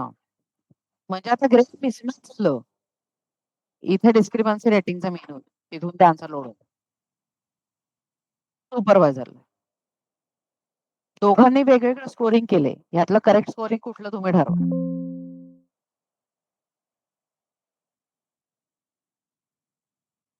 ह्याला दोन्ही आन्सर्स बघायला मिळतात. म्हणजे पहिल्याने केलेलं रेटिंग बघायला मिळतं, दुसऱ्याने केलेलं रेटिंग बघायला मिळतं आणि मग तो स्वतःचं रेटिंग ठरवू शकतो सुपरवायझर. तर मी जे म्हणलं की बेसिक स्क्रीन हीच प्रत्येक स्क्रीनवरनं, कारण शेवटी सुपरवायझर डिस्क्रिपन्सीतनं काय करणार आहे? रेटिंगच करणार. पण त्याला कळलं पाहिजे की पहिल्याने काय स्कोरिंग केलं, दुसऱ्याने हे मिसमॅचला का आलं. मग त्याला इथे पहिल्याचं रेटिंग दिसतं, दुसऱ्याचं रेटिंग दिसतं आणि त्याला स्वतःचं रेटिंग देता येतं. हा प्रत्येक स्क्रीनवरचा छोटा छोटा फरक. तर अशा सगळ्या स्कोरिंग स्क्रीन्स आणि हे सगळे त्याचे वेगवेगळे फ्लो आहेत. एक आन्सर बऱ्याच स्टेट्स मधनं फिरत फिरत फिरत फिरत पुढे जाऊ शकतं. पण मिनिमम फ्लो बघायचं झालं तर हा एवढा मिनिमम फ्लो. 121 चं 122 बॅच 131 ला टाकेल, त्याचं स्कोरिंग होईल 132. मॅच झालं 500. 500 ला रेकॉर्ड झालं याचा अर्थ ते म्हणू शकतात ते कन्फर्म आहे. पण ऍक्च्युअली तसं होत नाही. ते 500चा रेकॉर्ड इन्स्पेक्शनला टाकतात. प्रत्येक रेकॉर्ड टाकतील असं नाहीये. इन्स्पेक्शन हे रॅन्डम चेकिंग आहे. पण 500चा रेकॉर्ड 151 ला जाऊ शकतं. मग तिथून ते परत पुढे जाऊ शकतं. आता 100 शॉर्टला आणि लॉंगला वेगवेगळ्या स्क्रीन्स का दिलेत? असं काय हे त्याच्यात फरक आहे? तर 141 ची जी स्क्रीन आहे म्हणजे चेक ऑपरेशनची, चेक ऑपरेशन मधनं येणारी, त्या स्क्रीनवर रेटिंग पेंडिंग असे ऑप्शन्स नाहीये. तिथे येतं अप्रूव्ड इन आहे. तिथे त्याला आधीचा जो काय स्कोरिंग दिलेलं आहे ते त्याला दिसतं आणि तेही डिसेबल असतं वर. त्यांनी तिथे चेंज करणं अपेक्षित नाहीये. त्यांनी फक्त म्हणायचं ऍग्री आहे का डिसऍग्री. हा. तर तिथे अप्रूव्हवर क्लिक करू शकतो त्याला पटलं तर, नाही तर डिनायला टाकू शकतो. त्यांनी ते डिनायला टाकलं, इथे आहेच डिनाय ऑपरेशन, कार्ड गेलं डिनायला. त्याने जर अप्रूव्ह केलं 500. ऑपरेशन मधून दिसत.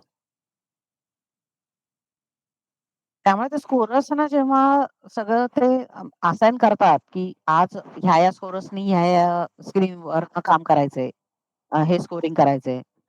ते सगळं करण्यासाठी मुळात आधी पहिले काही दिवस ऑब्झर्व्ह करत असतात, की कोण स्कोरर कशा प्रकारे काम करतो आणि किती करेक्ट आन्सर्स त्याने दिलेली आहेत. करेक्ट आन्सर दिलेत म्हणतात, करेक्ट स्कोरिंग केलेलं आहे. ह्या सगळ्यावरनं ते पुढची टास्क त्या स्कोररला असाइन करतात. त्यामुळे किती नाही म्हटलं तरी त्याच्यात काही मॅन्युअल गोष्टी आहेच आहेत. म्हणजे अर्थात ते कुठून ना कुठून रिपोर्ट्स काढतात. तरी सुद्धा त्या रिपोर्ट्स वरनं डिसिजन्स घेणं, की मग आता ह्या स्कोररला आता आपण हे टास्क देऊ पुढचं. तर ह्या सगळ्या कुठेतरी मॅन्युअल वर्क आहेच आहे.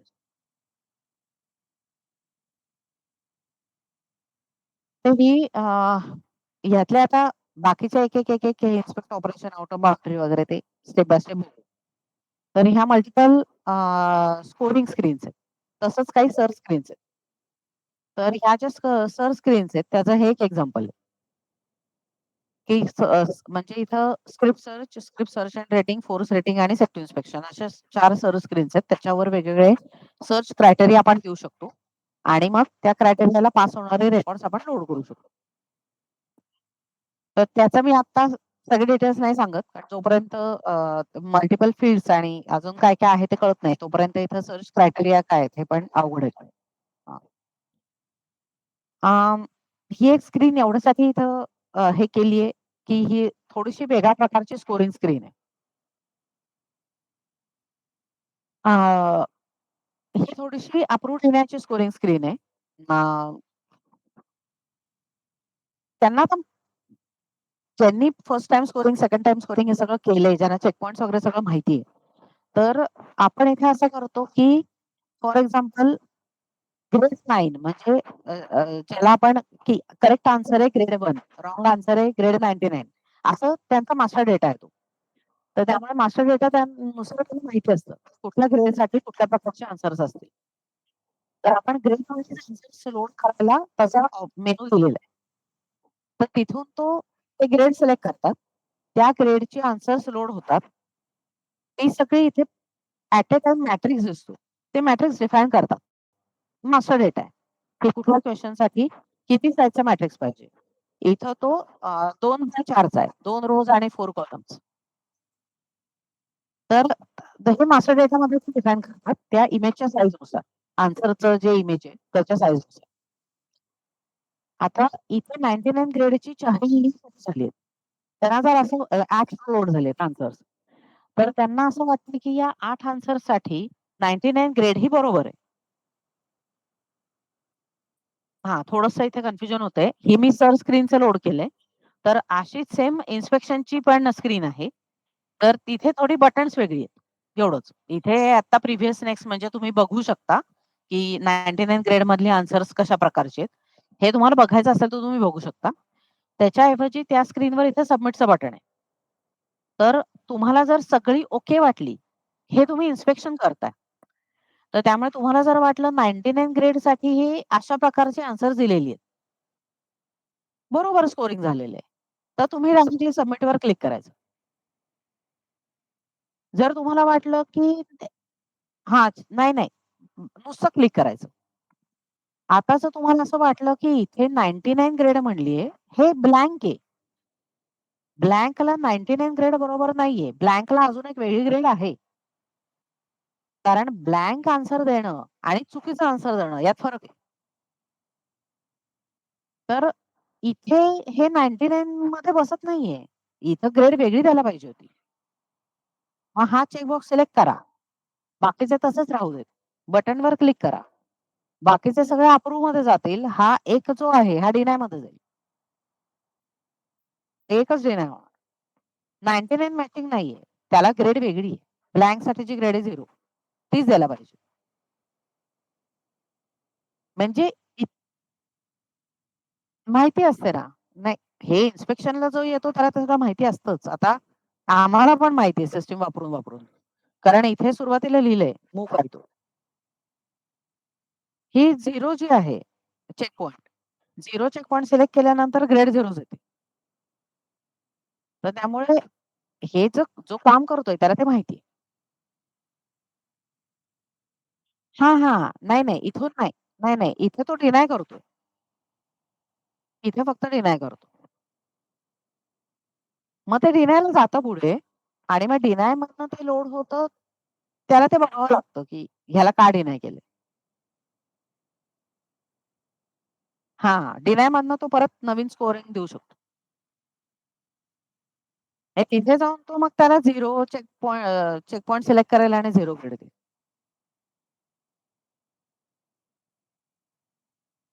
तर अशी पण एक स्क्रीन त्यांनी नंतर डेव्हलप करून दिली. हो, मग सुपरवायझर नाही, इन्स्पेक्ट ऑपरेशन स्कोरर मेनूला पण आहे. पण ते मी म्हणलं तसं ते ठरवतात कुठल्या स्कोररला इन्स्पेक्ट करायला द्यायचं. हं.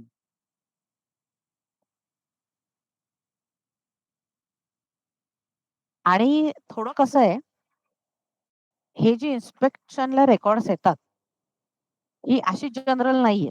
आता हा जो आपण एक बेसिक फ्लो बघितला, त्या फ्लोमध्ये इन्स्पेक्शनचा जो आहे 151 तर तो 151 इथे असा स्ट्रेट फ्लोमध्ये नाही येत. त्याची प्रोसेसच वेगळी आहे. ती रेकॉर्ड्स इन्स्पेक्शनला टाकावी लागतात. ती रेकॉर्ड्स इथून टाकता येतात सेट टू इन्स्पेक्शन. हे कोण करतं? डब्ल्यूजी. त्यामुळे जरी तो मेनू स्कोररला अवेलेबल असला, तरी डब्ल्यूजीने ती पर्टिक्युलर रेकॉर्ड्स इन्स्पेक्शनला टाकलेली असतात. एवढीच रेकॉर्ड्स याच्या थ्रू लोड होतात आणि मग त्याचं काम ते स्कोररला सांगू शकतात, जो चांगला स्कोरर आहे त्याला. आता काही केसेसमध्ये असंही हां. बरोबर. तर काही स्कोरर्सना ते विचारतात. म्हणजे पहिल्यांदाच ते असं ठरवत नाहीत, की हे 5 स्कोरर्स, हे 5 सुपरवायझर्स, हे 5 असं नाही करत ते. त्यांचे डब्ल्यूजी ठरलेले असतात नॅचरली. पण स्कोरर आणि सुपरवायझरमध्ये ते सुरुवातीला मॅक्सिमम स्कोरर्सच येतात. आणि जसं ते स्कोररचं काम स्वतः बघतात, तसं मग ते त्या स्कोरर्सना विचारतात, की आम्ही तुम्हाला सुपरवायझर बनवू का? आत्ता जे तुम्ही काम करताय त्याच्या पलीकडे जाऊन तुम्हाला अजून काही कामं करायची इच्छा आहे का? मग कधी-कधी ते असं होतं, की तो स्कोरर म्हणतो, की "ओके चालेल मी करून बघतो." मग ते आपल्याला सांगतात, की ह्या स्कोरर्सना आता सुपरवायझर बनवा. आपण त्यांना युजर रोल आपण त्यांना चेंज करून देतो. दुसऱ्या दिवशी तो लॉग इन करतो, त्याला सुपरवायझरचा मेनू दिसतो. तो सुपरवायझरचे ऑपरेशन्स जे असाइन करतील ती करतो. त्याला जर पटलं ते काम तो कंटिन्यू करतो. त्याला जर वाटलं, की सांगू शकतो कारण कधी-कधी अशी पण रिक्वेस्ट येते उलटं, सुपरवायझरचं परत स्कोरर करा. असंही होतं. तर त्यामुळे मग तसं त्या युजरनी सांगितलं, की नाही मला ह्या कामात नाही वेळ घालवायचा आहे. मला स्कोरर म्हणूनच काम करायचंय. मग ते परत रोल चेंज करायला सांगतात आपल्याला. आपण परत त्याला स्कोरर रोल करून देतो. आणि मग असा एखादा असेल, की त्याला आहे बाकी सगळं चांगलं करतोय. त्याला ते इन्स्पेक्टचं देऊ शकतात आणि शेवटी कसं आहे सुपरवायझरला ते म्हणू शकतात ना, "तू इन्स्पेक्ट ऑपरेशन कर." आय-डब्ल्यू-जी स्वतः इन्स्पेक्ट ऑपरेशन करत असते.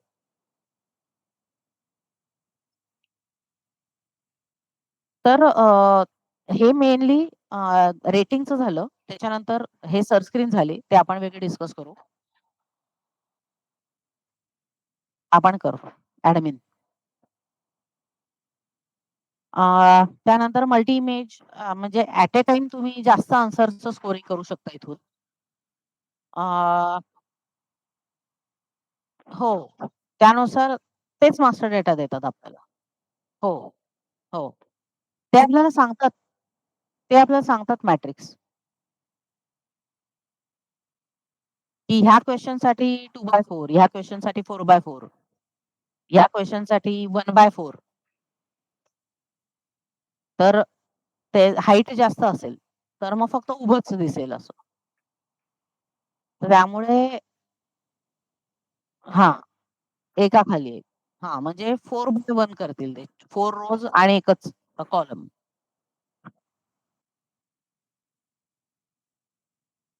हं.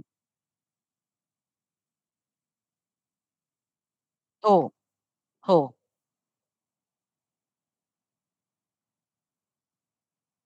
हो. सिलेक्ट करून देतं. ते स्वतः सिलेक्ट करून करतं.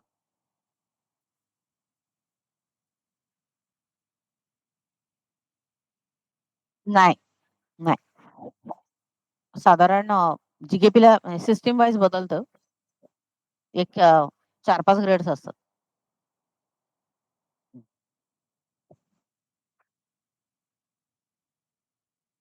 तर हा मल्टी इमेज डिस्प्ले हा एक आहे स्क्रीन याच्यामध्ये. त्याच्यानंतर स्पेशल स्कोरिंगची स्क्रीन आहे. तर जे ब्लाइंड युजर्स आहेत किंवा ज्यांना एनलार्ज इमेजेस लागतात, असे जे वेगळे क्रायटेरिया ज्यांना लँग्वेज सपोर्ट लागतो, ज्यांचं ओ-एम-आर फेल्युअर म्हणजे काही कारणाने त्यांची इमेजेस प्रॉपर हे नाही झाली, स्कॅन नाही झाली. तर असे वेगवेगळे जे क्रायटेरिया आहेत त्याचं रेटिंग करण्यासाठीची स्पेशल रेटिंगची स्क्रीन. ती आपण सेपरेट बघू. हा एक वेगळा प्रकार आहे म्हणून हा याच्यामध्ये मेन्शन केला. नंतर डेली रिपोर्ट्सची स्क्रीन आहे. मल्टिपल रिपोर्ट्स बरेच इथं रिपोर्ट्स आहेत त्यातल्या. त्यांना जो पाहिजे तो रेडिओ बटन सिलेक्ट करतात, डाउनलोड मारतात. त्यातले काही जे रिपोर्ट्स आहेत ते आपण स्वतःच त्यांनी सांगितलेल्या वेळेला शेअर करतो.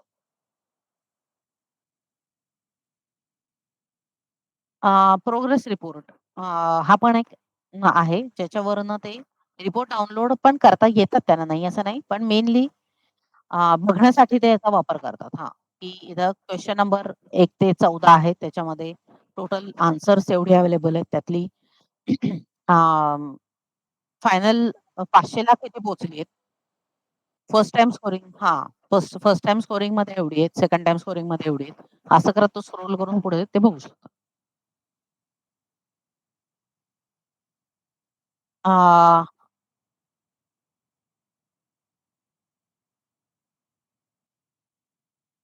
हां. म्हणजे किती आन्सर्स कुठल्या स्टेटमध्ये राहिली आहेत शिल्लक. त्यानुसार किती जणांना हे टास्क असाइन करायचं. अ, तर हे साधारण ओव्हरव्ह्यू आहे, की कुठल्या-कुठल्या प्रकारच्या स्क्रीन्स आहेत आणि जे पहिला प्रश्न होता, की जी-के-पीला साधारण किती अ, हे करतात. तर साधारण 1000 एक युजर्स सहजच म्हणजे त्यांनी एका वर्षी 1800 युजर्सनी वगैरे पण सिस्टम वापरलेली. अ, हां, एका वेळेला. आता साधारण ते 500-800 पर्यंत करतात. कारण मध्ये-मध्ये जी काही सगळी डेव्हलपमेंट झाली, डीप रीड आलं, समरी स्कोरिंग आलं. या सगळ्यामुळे स्कोरिंगचा स्पीड वाढला. त्यामुळे मग नंबर ऑफ कन्करंट युजर्स ते कमी करू शकले. स्कूल काउंट साधारण 20,000 स्कूल्स पार्टिसिपेट करतात. स्टुडंट काउंट 10 लाख प्लस आणि number of records 10 crore plus. कारण नंबर ऑफ सब्जेक्ट्स किती आहेत? प्रत्येक सब्जेक्टमध्ये नंबर ऑफ क्वेशन्स किती आहेत? त्यांनी त्या नंबर ऑफ स्टुडंट्सला मल्टिप्लाय होणार. तेवढी आन्सर्स सिस्टममध्ये असतील.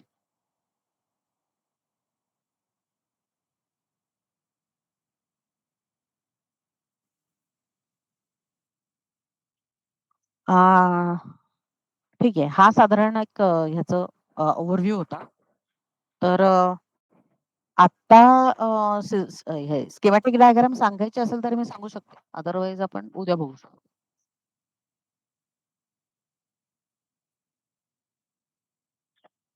हो, हो. हो. येस.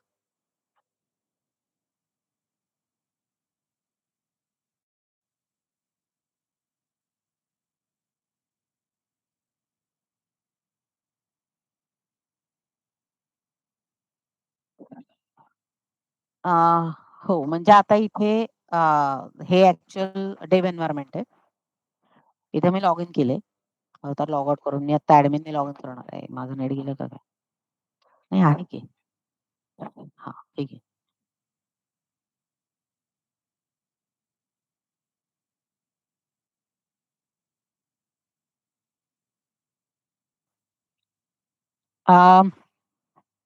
आता इथे तुम्हाला 1-2 गोष्टी ॲडिशनल दिसतील. फर्स्ट टाईम रेटिंग नंतर सेकंड टाईम रेटिंग आहे. म्हणजे ते बटन इकडं आलंय. त्यामध्येच एक फर्स्ट सिक्वेन्स रेटिंग आलंय. हां, तर ते या वर्षीची डेव्हलपमेंट आहे. अजूनही लाईव्ह झालेलं नाही. तर त्यामुळं मी त्याचं अजून प्रेझेंटेशनमध्ये वगैरे घेतलेलं नाही. तर फर्स्ट टाईम रेटिंगवर क्लिक केल्यानंतर ॲक्चुअली क्वेशनची लिस्ट येते. हां. आता इथे तुम्हाला पी आणि सी दिसेल. पण हा डेवचा डेटा आहे. त्यामुळे आता ह्याच्यावर जास्त हे करू नका. हे सिलेक्ट करून जेव्हा आपण नेक्स्ट म्हणतोय, आता बघू आन्सर लोड झालं तर, नाहीतर कुठल्या प्रश्नासाठी आन्सर्स अवेलेबल आहेत ते बघून लोड करायला लागेल. ठीक आहे, हे इथे लोड झालं. हे लोड केल्यानंतर इथं मला क्वेश्चन नंबर दिसतोय. इथं मला स्टुडंट आयडी दिसतोय. डेव एन्व्हायर्नमेंट असल्यामुळे आपल्याकडे इमेजेस नाहीत. इथे चेकपॉइंट्स दिसतात. चेकपॉइंट सिलेक्ट केला. रेटिंगवर क्लिक केलं. ग्रेड आणि रिझल्ट आला. डबल सर्कल आहे याचा अर्थ करेक्ट आहे. मी ह्यातलं काहीतरी वेगळं सिलेक्ट केलं. 9 क्रॉस. हो, करू शकतो. डिपेंड्स ऑन काय क्वेश्चन आहे आणि त्याचे अवेलेबल म्हणजे चेक पॉइंट्स काय आहेत, त्यावर डिपेंड आहे.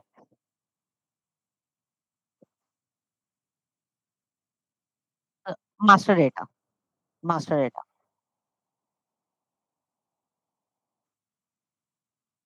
तर इथे मी सिलेक्ट केलं. इथं 9 आणि क्रॉस असं आलंय. मी रजिस्टरवर क्लिक केलं. हे आन्सर स्कोर होईल, पुढे जाईल. ठीक आहे, मी करते. डेव एन्व्हायर्नमेंट आहे त्यामुळे ठीक आहे. ते झालं. इथे ते पुढचं आहे. पुढचं स्टुडंट आयडी म्हणजे स्टुडंटचा आन्सर लोड झालाय.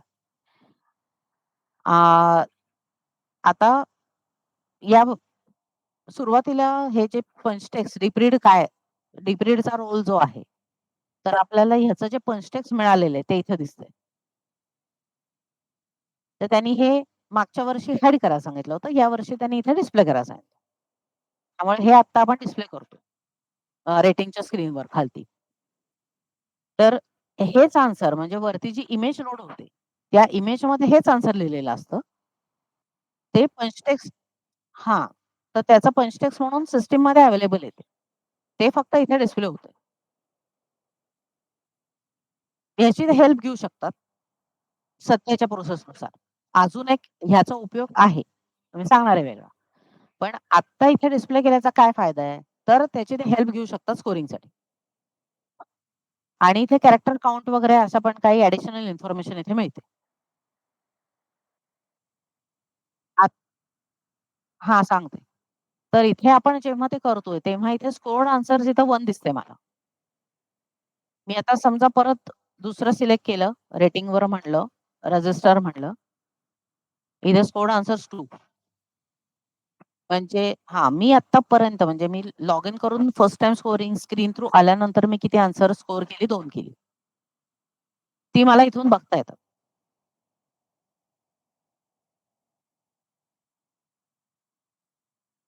हे मी इथे लोड करून बघते. आता म्हणजे प्रिव्हियस नेक्स्ट आपल्याला इथं करता येतं. आता हे करत असताना एखादं आन्सर म्हणजे जेव्हा ते स्कोरिंग करतात, त्यावेळेला त्यांचा स्पीड प्रचंड असतो. कारण त्यांना माहिती झालेलं असतं, की अपेक्षित आन्सर काय आहे? स्टुडंटनी काय आन्सर लिहिलेलं आहे आणि त्याच्यासाठी आपण चेक पॉइंट्स कुठले सिलेक्ट करायचे आहेत. पहिले एक 10 आन्सर्सना त्यांना वेळ लागेल. पण नंतर झाल्यासारखं होतं. हां, हां. तर त्यामुळे ते असे फास्ट कीबोर्डवरच्या शॉर्टकट कीज वापरून ते खटखट स्कोरिंग एंटर करत असतात. आता हे करत असताना जसं एखादा आन्सर आहे, जे त्यांना समजत नाहीये, मग ते पेंडिंगला टाकू शकतात. आता मी नुसतं पेंडिंग म्हटलं, पण नुसतं पेंडिंग नाहीये. त्याच्या कॅटेगरीज आहेत. तुम्ही पेंडिंगला का टाकताय? हे पण सांगायचं रिझन.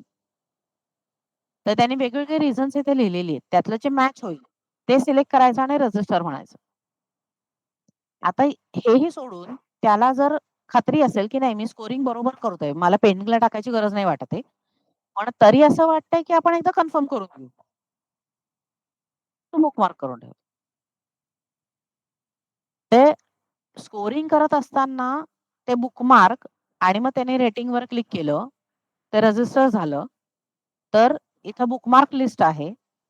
बुकमार्क लिस्टवर जाऊन जी काही बुकमार्क केलेली आन्सर्स आहेत, ती इथे लोड होतील आणि तो नंतर WG ला बोलवून एकत्र दाखवू शकेल, की मी एवढी ही आन्सर्स बुकमार्क केली, ते एकदा कन्फर्म करा. मला डाऊट आहे, तो सॉल्व्ह करा.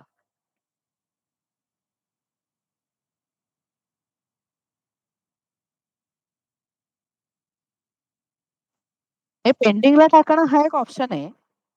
दुसरा ऑप्शन आहे, की तुम्ही स्कोरिंग करा, बुकमार्क करून ठेवा आणि नंतर क्लॅरिफाय करून घ्या, की हे मी केलेलं स्कोरिंग माझं अंडरस्टँडिंग बरोबर आहे.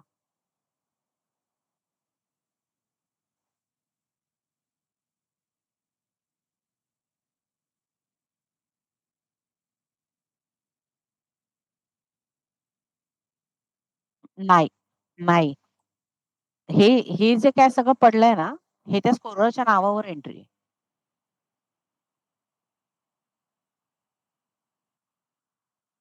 तो स्वतः करू शकतो.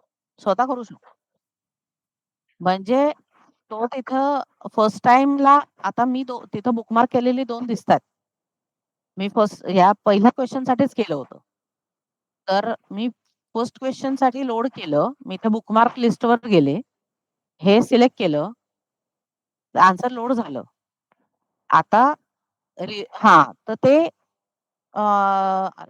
रिझ्यूम रेटिंगला जाऊन रिझ्यूम रेटिंगला जाऊन प्रिव्हियस नेक्स्ट करून ते आन्सर लोड करा आणि मग तुम्ही परत रेटिंग करू शकता. आता हां. रिझ्यूमला जायचं म्हणजे ते हिस्ट्रीमधून तुम्ही ते लोड करा मुळात आधी आणि त्याच्यानंतर तुम्ही परत त्याचं रेटिंग करू शकता. हे तुम्ही कुठपर्यंत करू शकता?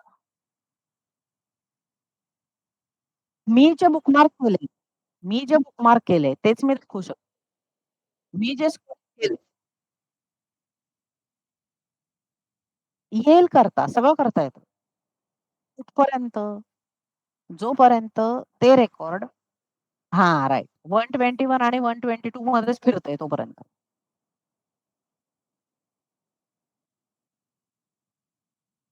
जे इथून आपण जेव्हा स्कोरिंग करतोय, तेव्हा ते 122 ला जातंय. मी परत तेच आन्सर हिस्ट्रीतनं लोड केलं. आधी मी चेक पॉइंट 2 सिलेक्ट केला होता. त्याच्याऐवजी मी चेक पॉइंट 3 सिलेक्ट केला. परत रेटिंगवर क्लिक केलं. ठीक आहे ना. ते जे ग्रेड नाम आहे, ती त्या आन्सरसाठी परत-परत अपडेट होत राहील. एकदा आपण स्टेट चेंज केली, की ते 131 ला जाणार आहे. ते तुम्हाला फर्स्ट टाईम स्कोरिंगमधनं लोडच नाही होणार. विषयच येत नाही. आणि तुमचा विषय संपला. तुम्ही ते आन्सर स्कोर केलंत. आता त्या स्कोररला परत ते आन्सर पुढच्या कुठल्या स्टेटमध्ये लोड होणारच नाही.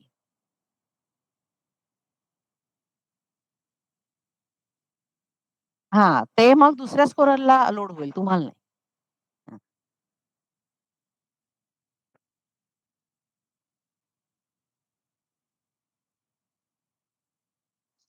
त्यामुळे हे 2-3 ऑप्शन्स आहेत, की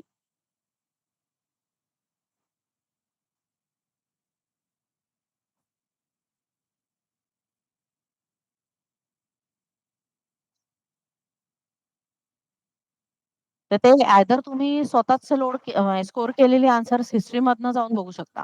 आता हिस्ट्रीमध्ये मला हे एकच बुकमार्क दिसतंय. म्हणजे मी केली 2 स्कोर, पण त्यातलं बुकमार्क मी एकाचसाठी केलं होतं. तर ते ह्या सिम्बॉलवरनं कळतं.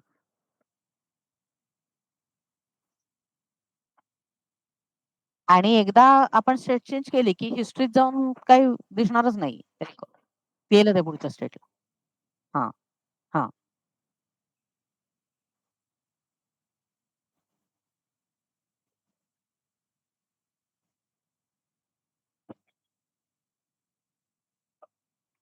नाही, नाही, नाही. नाही, नाही, नाही. नाही, सांगते. इथे आता किती दिसतायत? एक ते कोकोसाठी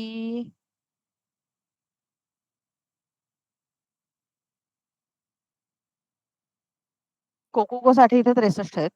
काही पीबीटीचे आहेत, काही सीबीटीचे आहेत. त्यानंतर सुगाकूसाठी परत काही आहेत. तर आता इथं जे मला दिसतायत हे सगळेच्या सगळे क्वेशन्स आहेत. एवढ्या सगळ्या सब्जेक्टचे सगळे क्वेशन्स. का मी ॲडमिन आहे. स्कोर हा स्कोररला मी फक्त क्वेश्चन नंबर 1 असा पण असाइन करू शकते. आता मी असाइन करू शकते म्हणजे त्यांच्याकडनं आलेलं असतं.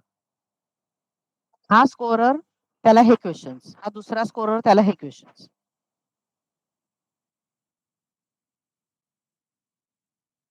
नाही, डब्ल्यूजी युजर्स फक्त प्लॅन करून आपल्याला देतात.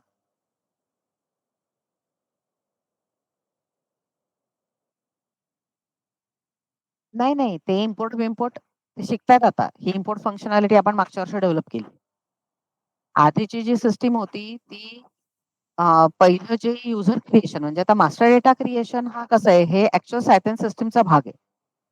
पण जेव्हा तुम्ही युजर्स क्रिएट करताय, नंतर त्याच्यामध्ये कुठल्या युजरला कुठला रोल द्यायचा आहे, त्याला कुठले सब्जेक्ट असाइन करायचे, त्याला त्यातले कुठले क्वेश्चन्स असाइन करायचे, हा जो काय सगळा पार्ट आहे, हा थोडासा आपण सेपरेट काढू शकतो. म्हणजे तो काय ऍक्च्युअल सायथन सिस्टीमचा भाग नाही. तर त्याच्यासाठीची वेगळी सिस्टीम होती, वेगळं ऍप्लिकेशन होतं. त्या ऍप्लिकेशन मध्ये ह्या सगळ्या गोष्टी व्हायच्या. तिथे युजर्स क्रिएट झाले, सगळं झालं, त्यांचं मॅपिंग झालं, सगळं झालं, की तिथे त्यांना काही लेसन्स आणि ट्रेनिंग दिलं जायचं. त्यांचं ट्रेनिंग कम्प्लीट झालं की त्यांना सायथन सिस्टीमची लिंक डिस्प्ले व्हायची. तोपर्यंत त्यांना लिंक पण दिसायची नाही. त्याच्यातही काही स्टेप्स होत्या की त्यांना लिंक कधी दिसेल. त्यांना लिंक दिसली की मग ते त्या लिंकवर क्लिक करायचं आणि ऍक्च्युअल ह्या मेन म्हणजे ह्यातला जो आधीचा मेन मेनू आहे, ह्या मेन मेनूवर यायचं. अनेक कारणांनी ती सिस्टीम आपल्याला काढून टाकावी लागेल. म्हणजे ती पीएचपीची होती, पीएचपी व्हर्जन अपग्रेड वगैरे अशा काही टेक्निकल रिझन्सनी. मग त्याच्याऐवजी आपण ही फंक्शनॅलिटी डेव्हलप केली की तुम्हाला जे काय करायचं इथून करा. जे आपण तिथून करत होतो हे त्यांना नवीन आहे जपान. त्यामुळे ते सगळं आपल्याला सांगतात. पण ते लोक तेवढे स्मार्ट आहेत. उद्या वेळ आली, गरज पडली, ती घेतात बरोबर त्यांच्याकडे.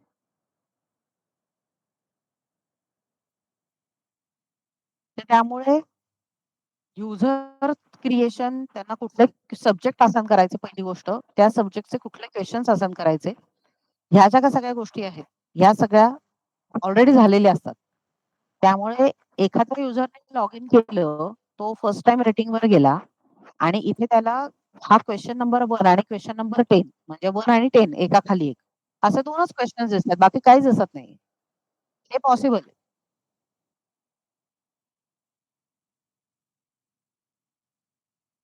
आता आता त्यांनी लॉग इन करून आज क्वेश्चन नंबर 1चं स्कोरिंग करायचं का 10चं करायचं, ह्या इन्स्ट्रक्शन्स मात्र त्यांना मॅन्युअली दिलेल्या असतात.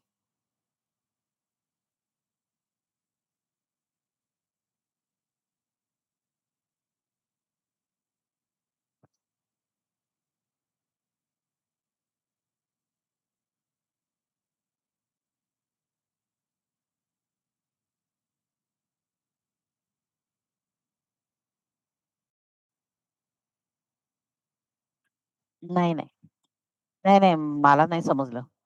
म्हणजे नाही नाही, हा तर ते ब्लर असेल तर तुम्ही ते पेंडिंगला टाका. स्कोरर वगैरे स्वतः काहीच एकतर करू शकत नाही. तो ते हा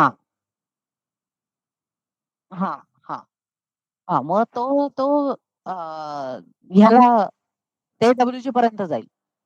डब्ल्यूजी सर्च स्क्रीन मधनं व्हेरीफाय करेल की तो जे particular question number, particular student ID ज्याच्याबद्दल बोलतोय ते बरोबर आहे का, ते तो व्हेरीफाय करेल.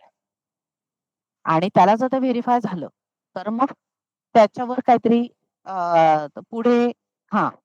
आणि शक्यतोवर असं होत नाही, कारण ही जी काय सगळं इन्स्पेक्शन आहे ती सगळी करूनच डेटा सिस्टमकडे येतो.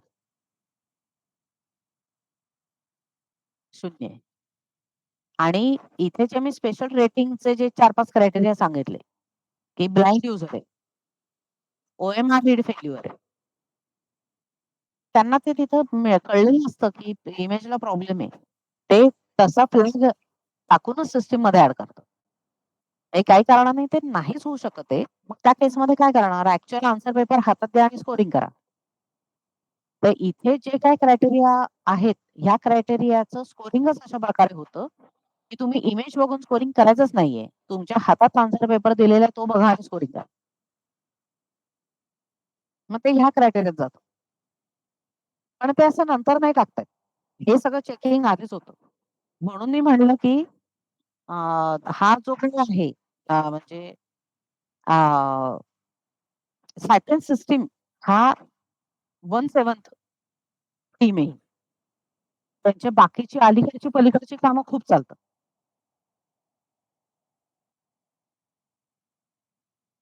म्हणजे आपल्याला जो एस-पी-पी कडनं डेटा येतो, त्या डेटामध्ये सुद्धा हे सगळं डिफाईन केलेलं असतं, की हा जो स्टुडंट आहे, हा ब्लाइंड स्टुडंट आहे. मग त्याचा आन्सर फर्स्ट टाईम स्कोरिंग मधनं लोडच नाही होणार. त्याचा आन्सर स्पेशल म्हणजे त्याची स्टेट आहे ना, त्याची स्टेट 121 पडतच नाही मुळात सिस्टममध्ये पडतात. त्यामुळे ते फर्स्ट टाईम मधनं लोड झालंय आणि तुम्हाला दिसत नाही, असं होणारच नाही. ते लोड होताना तुम्ही ते स्पेशल स्टोरेजच्या स्टेज थ्रूच लोड करू शकता.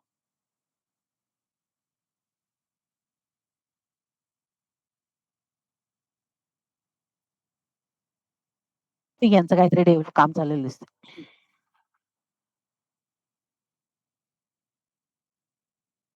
हां, हां.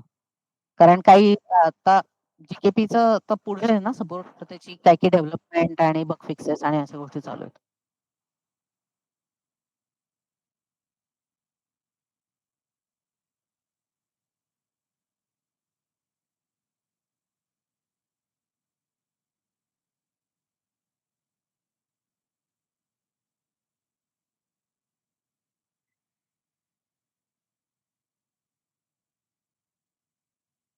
हो.